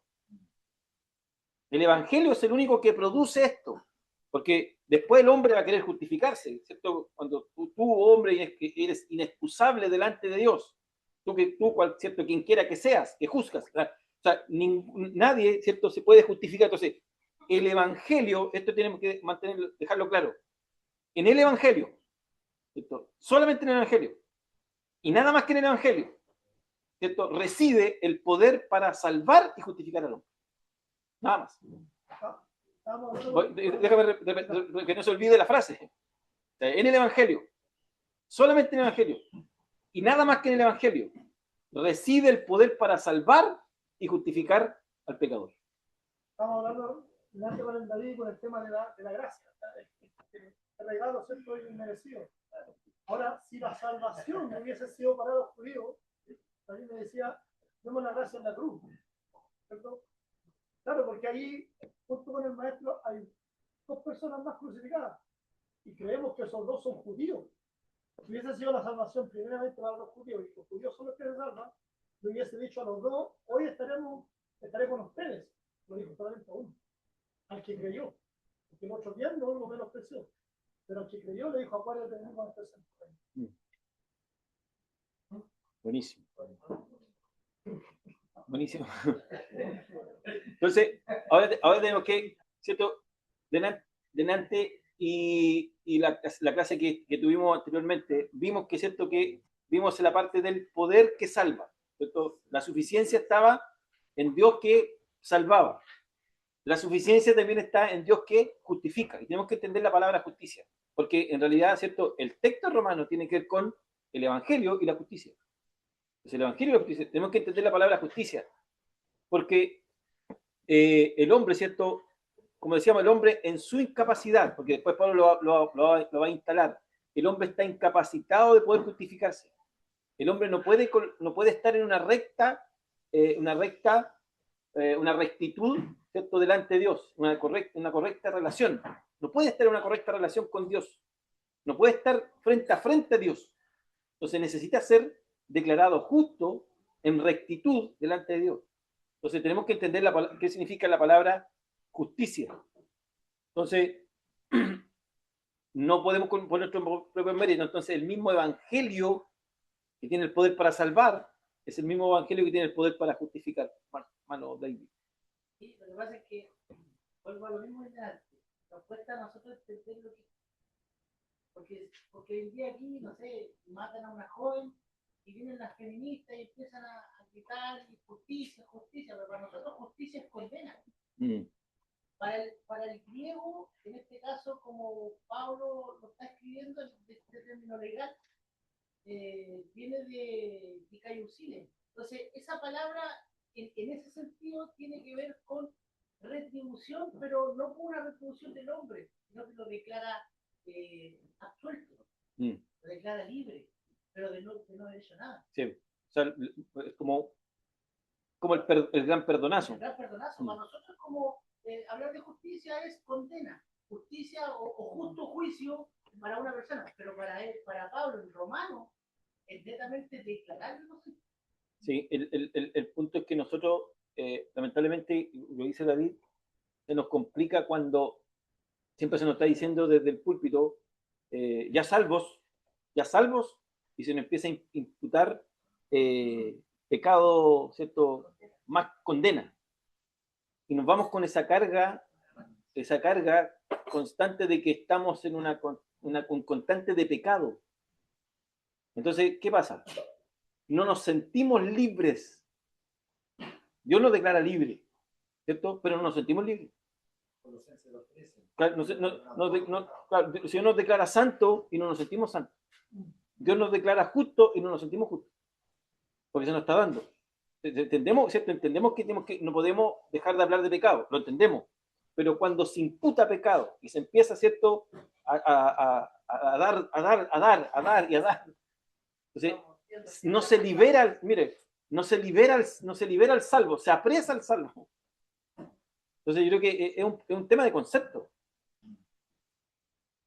Entonces, cuando en el estándar del hombre, el hombre está, ¿cierto?, no puede estar en una correcta relación con Dios. ¿Por qué? ¿Por qué no puede estar en una correcta relación con Dios? Porque el estándar de Dios es muy alto. Claro, o sea, no podemos, por nuestro mérito, no vamos a poder. Entonces, por eso tenemos que confiar plenamente en el sacrificio, confiar plenamente, ¿cierto?, en lo que Cristo hizo, ¿cierto?, confiar plenamente en lo que Cristo, ¿cierto?, dejó, ¿cierto?, cerró, ¿cierto?, y consumó en la cruz. Si nosotros estamos confiados plenamente en eso, no vamos a estar siempre como, ¿estaré o no estaré? Estamos en una perfecta relación con Dios a través de Cristo. Entonces, el estándar que Dios exige es muy alto. El estándar que Dios exige es muy alto. Entonces, el hombre necesita de una justicia, y esa justicia no puede ser por ningún mérito humano. Claro, se necesita un justiciero. Se necesita alguien que cumpla esa justicia, que cumpla ese estándar. Y eso es lo que Cristo, ¿cierto?, lo que Cristo viene a hacer. Él viene a cumplir el estándar que exigía Dios a los hombres. Nadie en el Antiguo Testamento pudo, ¿cierto?, tener el estándar. Nadie. Y nosotros vemos, ¿cierto?, uno tras otro cayendo. No vemos ninguno terminando sus días, ¿cierto?, en gloria. Ninguno. Claro, ¿cierto?, el resplandor de su gloria, la imagen misma, ¿cierto?, de él. Entonces, ¿qué pasa? Entonces, el hombre, ¿cierto?, solamente a través de Cristo puede tener ese estándar. O sea, y por eso que Pablo dice que la justicia de Dios se revela también en el Evangelio. ¿Cómo es que el Señor imputa esa justicia a nosotros a través de Cristo? Claro, ¿cierto? ¿Ah? Claro, o sea, cuando decimos que es poder de Dios para todo aquel que cree, ¿cierto?, el poder primero salva, ¿cierto?, salvación a todo aquel que cree, pero a la vez es justicia también al que cree, o sea, es justicia. Entonces, la forma para que nosotros podamos tener el estándar no está en ningún mérito de nosotros. Si nosotros nos medimos hoy día, ninguno tiene el estándar. Pero Cristo tiene el estándar. Entonces, a través de Cristo podemos tener el estándar. Por eso es que ahora podemos tener una relación con el Padre, una relación con el Padre, y podemos orar, ¿cierto? Y después Pablo va a decir, Abba Padre. Entonces, tanto en la gracia que nos salva, de la misma forma nos justifica, nos declara justo. Ahora, ¿qué significa declarar justo? O sea, Dios, ¿cierto? Como ahí donde tenemos que ver la figura como Dios, ¿cierto? Como un juez diciendo justo, declarando justo al hombre. Entonces, el punto menos, esto no es un punto que nos deja de ser importante, que dice que Pablo dice allí que Dios, ¿cierto? A través del Evangelio revela la justicia, o la justicia de Dios se revela, se muestra, quiere decir se muestra, se descubre, se da a entender. Por eso que el otro día, no sé si recuerdo que parece que se los dije, el hombre entiende la justicia de Dios en el momento de ser salvo. Ahí entiende que, ¿cierto? Entiende la justicia. Porque nosotros, mientras no éramos salvos, creemos que Dios existe, creemos que Dios es justo, ¿cierto? Pero no tenemos esa claridad total. Porque cuando somos salvos nos damos cuenta que somos totalmente injustos. Cuando somos salvos nos damos cuenta que somos totalmente, ¿cierto? Estamos totalmente depravados. Cuando somos llevados, ¿cierto? Llevados presos, convencidos, ahí nos damos cuenta que nosotros no tenemos nada, que merecemos la muerte. Y ahí la justicia de Dios, ¿cierto? La entendemos, se nos revela. Dios es el único justo. Cristo es el único justo. Y merezco esa, necesito esa justicia. Entonces, ahí podemos ver nosotros dentro de la iglesia, como pastor lo digo, la experiencia de personas que llevan años dentro de la iglesia y se consideran salvos, se consideran miembros de la iglesia. De repente viene la palabra y aparece en el camino y como que despiertan y la palabra se les reveló, se dan cuenta de que realmente estaban caminando el evangelio sin ser salvos, sino siendo parte solamente del grupo. Entonces de ahí viene la conducta que nunca cambió, viene eso de que siempre viviendo la misma vida vieja, no experimentó cambio. ¿Por qué? Porque nunca ha habido esa revelación propia para decir, wow, esto cambia mi destino. Entonces, justamente tiene que ver con la correcta predicación del mensaje.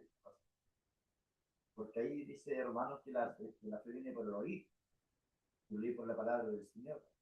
Entonces, cuando del púlpito se comparte un mensaje que no apunta justamente a la necesidad del hombre de Dios, la gente puede seguir yendo a la iglesia sin tener idea casi de algo. Claro. Y lamentablemente usted da en el clavo con lo que dijo recién y anteriormente, porque los mensajes se han traducido a otra cosa, a lo motivacional, a la egolatría, al antropocentrismo, al humanismo. Hay un propósito en ti, tienes que descubrirlo, tienes que activarlo, como que el hombre es el centro. Y no se predica salvación, por ejemplo. No se predica qué significa ser salvo. Y Pablo incluso, aunque nosotros vemos que la carta de los filipenses es la carta del gozo, ¿cierto? La carta del aplauso, la carta, pero yo veo que hay un cierto reclamo en Pablo ahí en Filipenses, que él reclama y dice, parece que hay contienda, porque en un momento dice, pero tengan el sentir que tuvo Cristo, porque tiene que haber existido alguna contienda dentro de la iglesia. Y finalmente, en el capítulo 2 termina diciendo que tienen que preocuparse de la salvación, o ocupados, pero esa parte de ocupados no tiene que ver con una ocupación, tiene que ver con que tener un sentido de entender.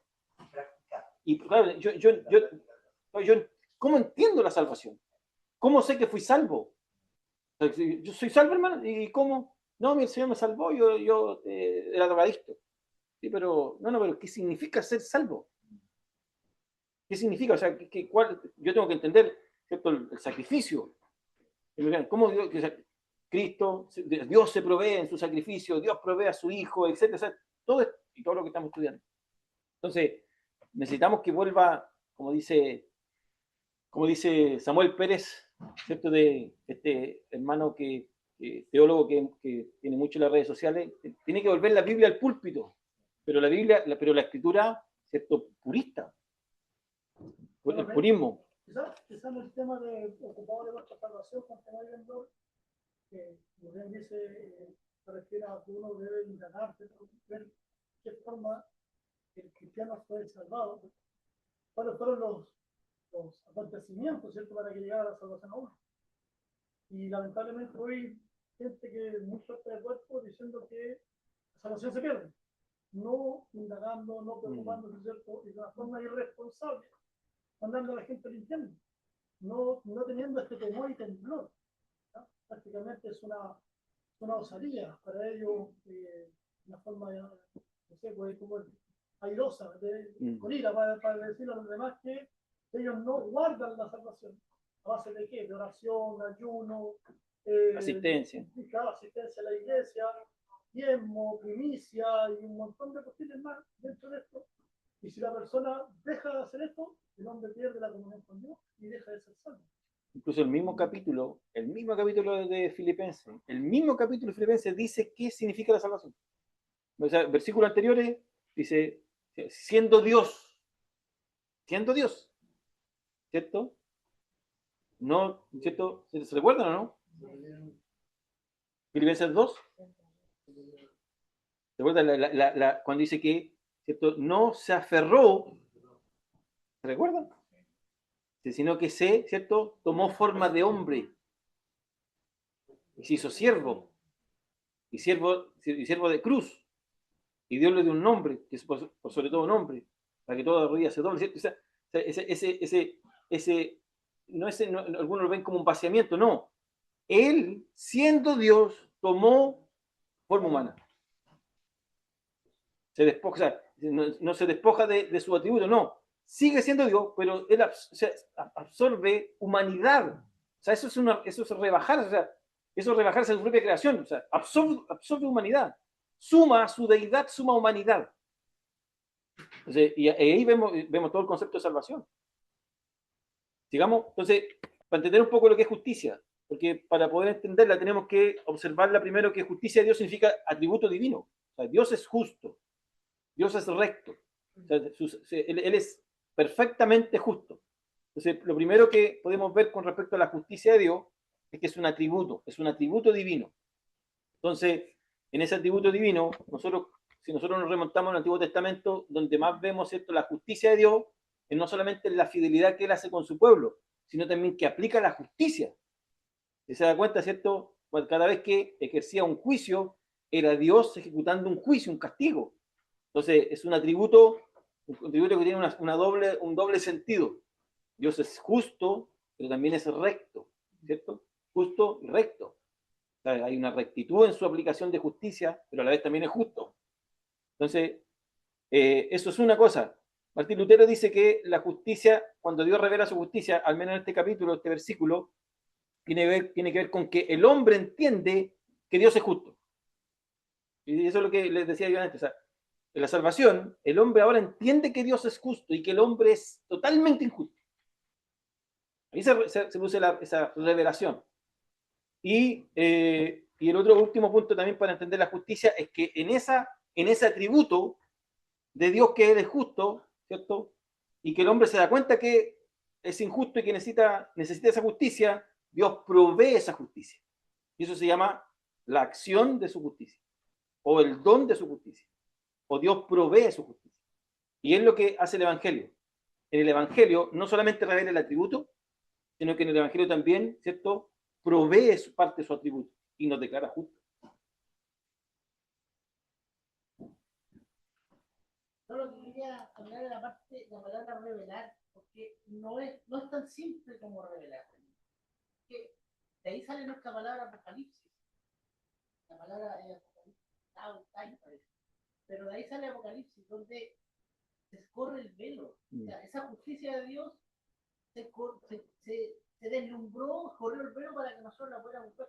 Porque en el Antiguo Testamento fue distinta la fe que ellos construyeron, o la fe que tuvieron, como viendo al invisible. Pero nosotros acá, el velo fue corrido totalmente. Nosotros conocemos hoy día a través de la Escritura la gracia. Entonces, esta palabra revelar, que viene acompañada con la justicia, No es tan simple de verla, sino de considerarla en el sentido que para nosotros todavía no hay más, como dijo Hebreo. Sí, podríamos decir que en el Evangelio, ¿cierto? En el Evangelio se observa el poder que nos salva, ¿cierto? Para todo el que cree, ¿cierto? Y de la misma manera, ¿cierto? Se nos revela, se nos abre la cortina para ver al verdadero Dios justo.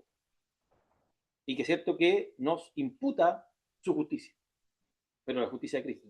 Nos imputa justicia de Cristo. Hermano, Oye, si lo digo con Pedro, ahora Dios no ve nuestro pecado, sino que ve la ve la justicia de Cristo, claro. Entonces cuando esta palabra revela la justicia, o en el Evangelio la justicia de Dios se revela, no importa el orden, tiene que ver con eso. O sea, hay varios aspectos que podemos notar. O sea, vemos el atributo divino, vemos que estamos incapacitados, que somos injustos, que no tenemos la justicia. Y también vemos, ¿cierto?, que la única justicia que la cual nos puede colocar en correcta relación con Dios es el Hijo. Y que ahora tenemos esa justicia, que solamente a través de esa justicia. Y que Dios ve esa justicia, así que no ve nuestra justicia. Por eso decir ahí también de que en esta es la salvación. 2 puntos, siempre me ha llamado la atención ese versículo. 2 puntos de definición. Que te conozcan a ti, Al único. el único, y a Jesucristo que es lo que tú has enviado. Mm. O sea, el hombre por sí solo no puede acercarse a Dios para buscar. No. Y esto es un poquito el engaño de la gente, del común de las personas que no compran en la calle. Si usted muere el día de hoy, ¿usted dónde va? Al cielo, me voy porque yo creo en Dios. Pero ¿qué relación tiene usted con el Señor Jesús? No, yo religión no nada. Yo simplemente creo en Dios y yo sé que me va a llevar al cielo. Entonces ahí falta justamente presentar a Cristo como el mediador de la forma correcta, como usted dice. Él puede imputar sacrificio. Claro. Nadie más. Nadie. Entonces, claro, o sea, lo único que nos pone en relación, en correcta relación, el único que nos pone en el estándar o en la condición de rectitud delante de Dios, no es nuestra justicia. Entonces, necesitamos que se nos revele el verdadero atributo y que esa injusticia imputada sea la de Cristo. Entonces, tenemos que entender estas varias áreas de justicia para poder comprenderla.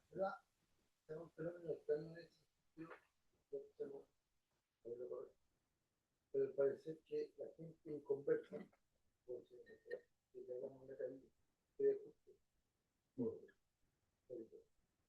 y los convertidos se les dice que son pecadores. En alguna iglesia me refiero. En alguna iglesia. Ah, sí. Sí. Claro. Decir no tengo pecador, que la vez, y la formación, para poder hay como un doble discurso, porque vengan a Él, ¿cierto? Y recibirán eterna salvación. Llegan a la iglesia y dicen, ¿saben qué? La salvación está ahí, está condicionada. Claro. Entonces, eso es justicia. O sea, claro. Entonces, Dios en su carácter es recto, es justo, es fiel en su carácter, en su atributo, ¿cierto? Pero por medio de la buena noticia de salvación, ¿cierto? Por medio del Evangelio, ¿cierto? Él manifiesta la salvación, ¿cierto? Manifiesta la acción de salvar a quienes, ¿cierto? A los pecadores. Entonces, el pecador entiende que necesita justicia. El pecador es injusto, él tiene que entender que es injusto. Entonces, a través de eso, Dios expresa su justicia al declarar justo, ¿cierto? Al hombre solamente por medio de Cristo. Sí. Entonces, la justicia se puede definir, ¿cierto? Como lo que igual lo hemos dicho, pero la justicia o la imagen o la figura es de Dios como un juez. Dios como un juez, declarando, ¿cierto? Justo, declarando justo, hermano, ¿cierto? Inocente a un hombre que es culpable. Entonces, esa justicia, esa declaración de justo, nos pone en un estatus de justicia delante, ¿cierto? Delante de Dios. Esta pregunta me parece interesante. ¿Qué es más justo? ¿Qué es más justo? ¿Que Dios condena al impío o que Dios justifica al impío? ¿Qué es más justo?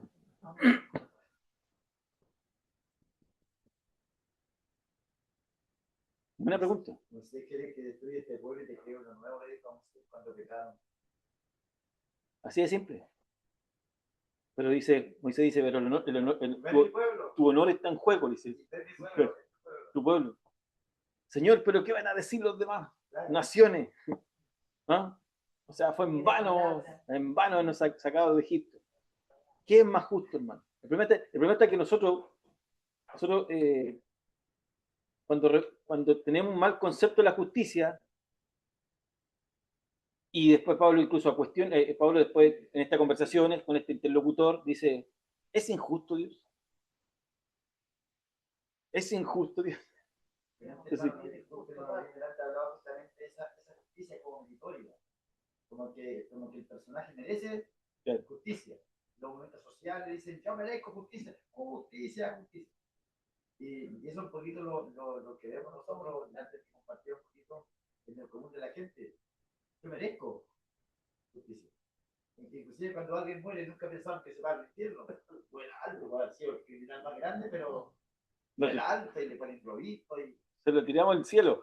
Porque nosotros este concepto, bueno, la tradición también de la Iglesia Católica enseñó que el niño desde el bautismo al infante, él ya es parte del reino. Ya no importa su vida como haya sido, pero por el hecho de ser bautizado en el comienzo ya es salvo entre paréntesis. Y es un poquito como que se expande como quieren en la sociedad y tenemos gente que no viene a Cristo porque ya sin ir a la iglesia, porque ¿para qué necesita ir a la iglesia? Y viene su vida tal como la lleva, al final tiene que perdonar. Tal vez la respuesta a esa pregunta tiene que ver con la naturaleza del pecado. Por ejemplo, si ya hace el hombre, como queréis que complemente, y hace la naturaleza divina, bueno. Dios dice, no. Va a depender de la mirada que tengamos, pero claro, pero yo creo que finalmente depende de quién es justo. O sea, y el único justo es Dios. O sea, finalmente en él depende. Él depende, o sea, mire, de él depende, de Dios depende. De Dios depende. De Dios depende si condena al impío, de Dios depende. Y de Dios depende si quiere justificar al impío, de Dios depende. Porque él es justo. Antes del kilómetro cero éramos Estábamos en la misma. Sí. Entonces, la pregunta es para reflexionar. Ahí la voy a dejar, no se preocupe. Entonces, haciendo un pequeño resumen, ¿quiere sacar la foto? ¿Quién más justo? Claro, porque a veces nos creemos con el derecho de decir, ¿por qué no fue justo? Y nosotros presionando a Dios, ¿cierto? Porque es injusto. Entonces hay un dibujito para entender un poquito. Dios, ¿cierto? En su atributo recto, ¿cierto? Justo. Y, ¿cierto? Él aplica su justicia en el Evangelio. Aplica su justicia al hombre que tiene fe. Esa justicia aplicada al hombre lo pone en un disfrute, ahí le puse yo, en un disfrute del don de salvación. ¿Ah? Y el hombre queda justificado por la fe. Pero quien justifica, ¿quién es? Dios. Justifica a Dios por medio de su atributo.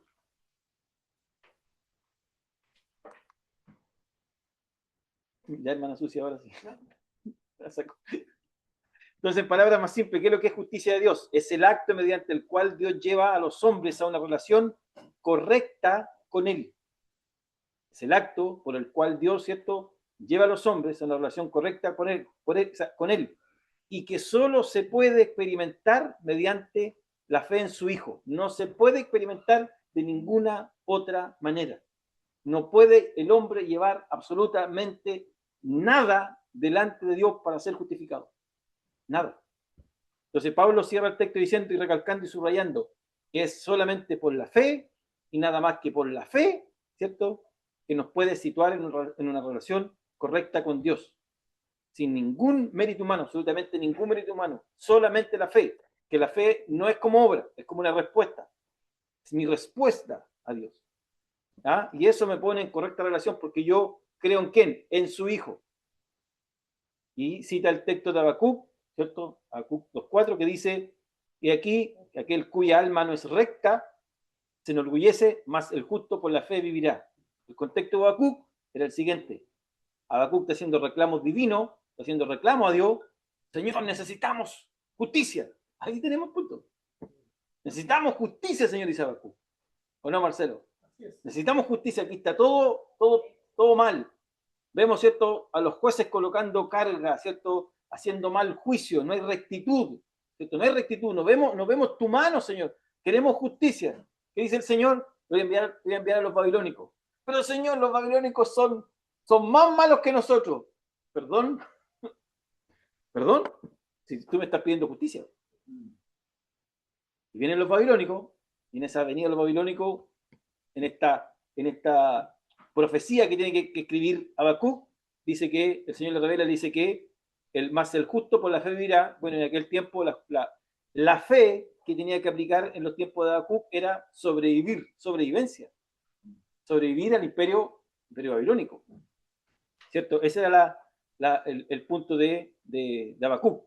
Pero en cuanto a Pablo, la fe no es una fe, ¿cierto? El justo por la fe vivirá, ¿cierto?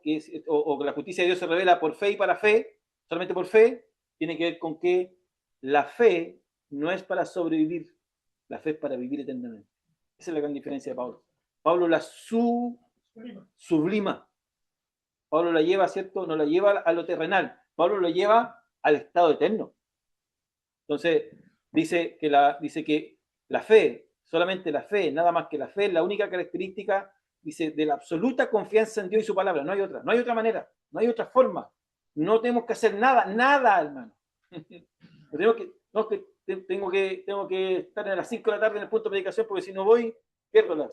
Y se les dice a algunos que si no van a la iglesia el domingo, perdieron su salvación. Y si fue al estadio a ver al equipo, a cualquier equipo, bueno o malo, van a perder su salvación. Y si fue, no sé, si pasó por una fiesta costumbrista, va a perder su salvación. Si fue a la playa, va a perder su salvación. Y la palabra dice, Pablo dice que solamente la fe, no las obras, la fe. El estilista dice ya, yo no tengo que hacer nada por mi salvación. Pero hablan acerca de la libertad que ahora tengo. Y la libertad que tenemos, importa lo que haga. No voy a perder la salvación, porque así todo, salvo siempre salvo. Ese es un extremo. Y de ahí se toma mucho para justamente aplicar textos mal explicados de la escritura para decir que la salvación se pierde. Por esa experiencia extrema.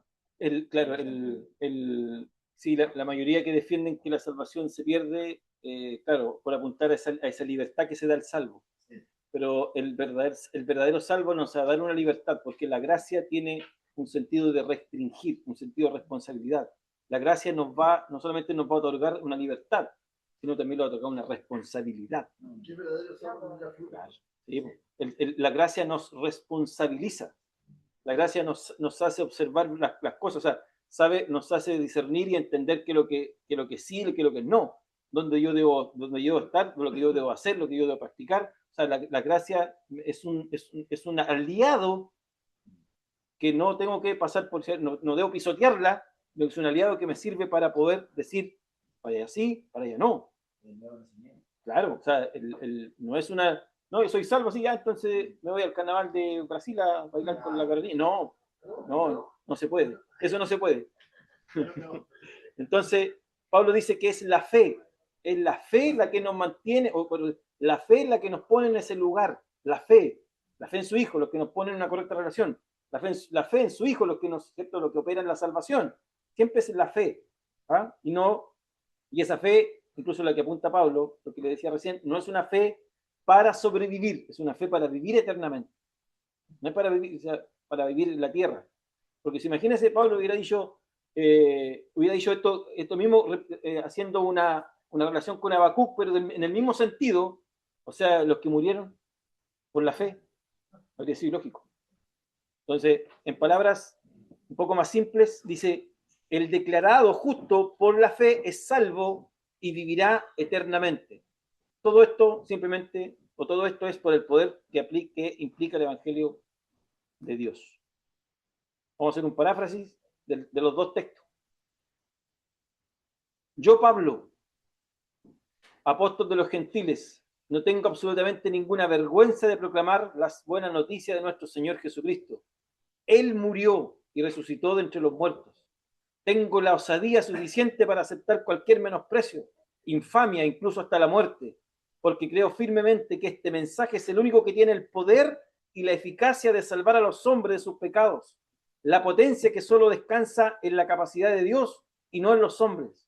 Es tal la salvación que provee que el hombre es declarado justo delante de Dios, es transformado en una nueva criatura, recibe la adopción como hijo de Dios, porque Cristo pagó con su sangre el rescate del reino de las tinieblas y lo apartó para el servicio al reino de Dios.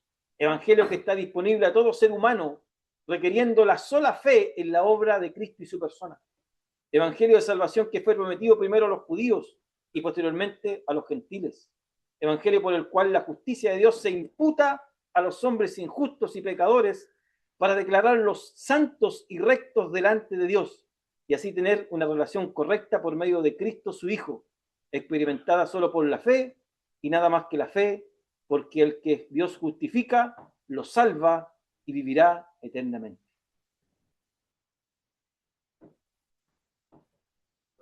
C.R. Sproul dice, el Evangelio solo es buena noticia cuando entendemos la mala noticia. Y esto, hermano, continuará. 17B. Vamos al 17B.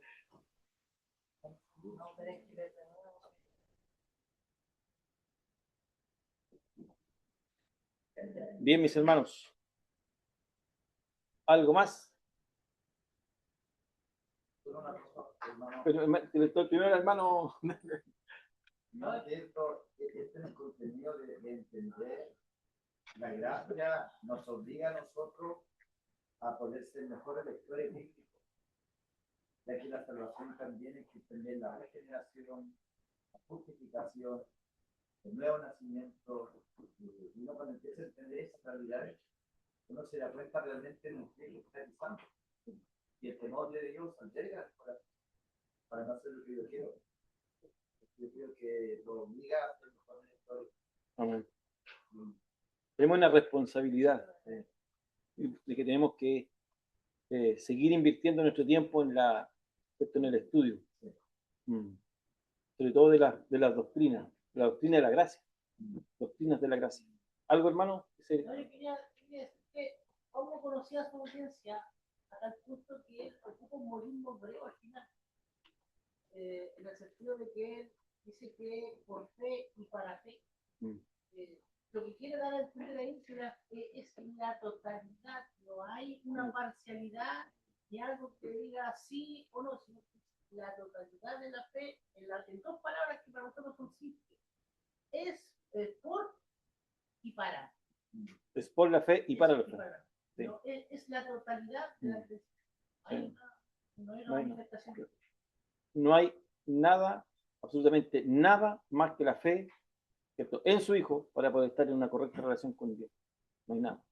La fe la misma fe que salva es la misma fe que justifica. O sea, las dos cosas van de la mano y se producen en un mismo evento.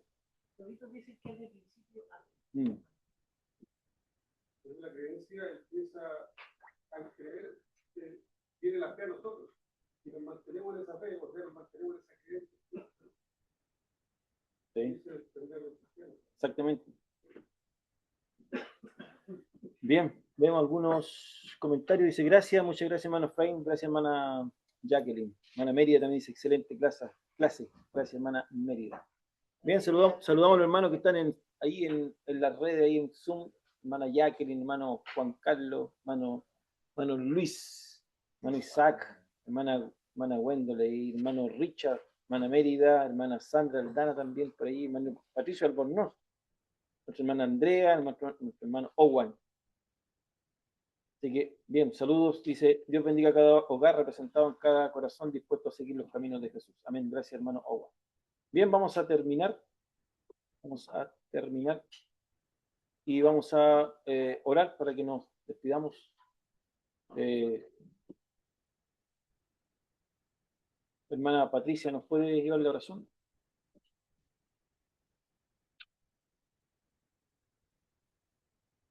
Gracias te damos, Señor, en esta mañana. Por la bendición que hemos tenido, Señor, de compartir este tiempo de estudio, de edificación como nuestra iglesia. Agradecemos, Señor, por la vida de nuestro profesor, hermano Chaín. Rogamos, Señor, que tú sigas poniendo sobre él esta gracia bendita y la claridad, Señor, para que todo este conocimiento que llega a nuestras vidas también pueda ser aplicado de manera correcta. Permítenos, Señor, a nosotros ser siempre un portavoz de tu Evangelio Santo, de la manera más correcta posible, Señor.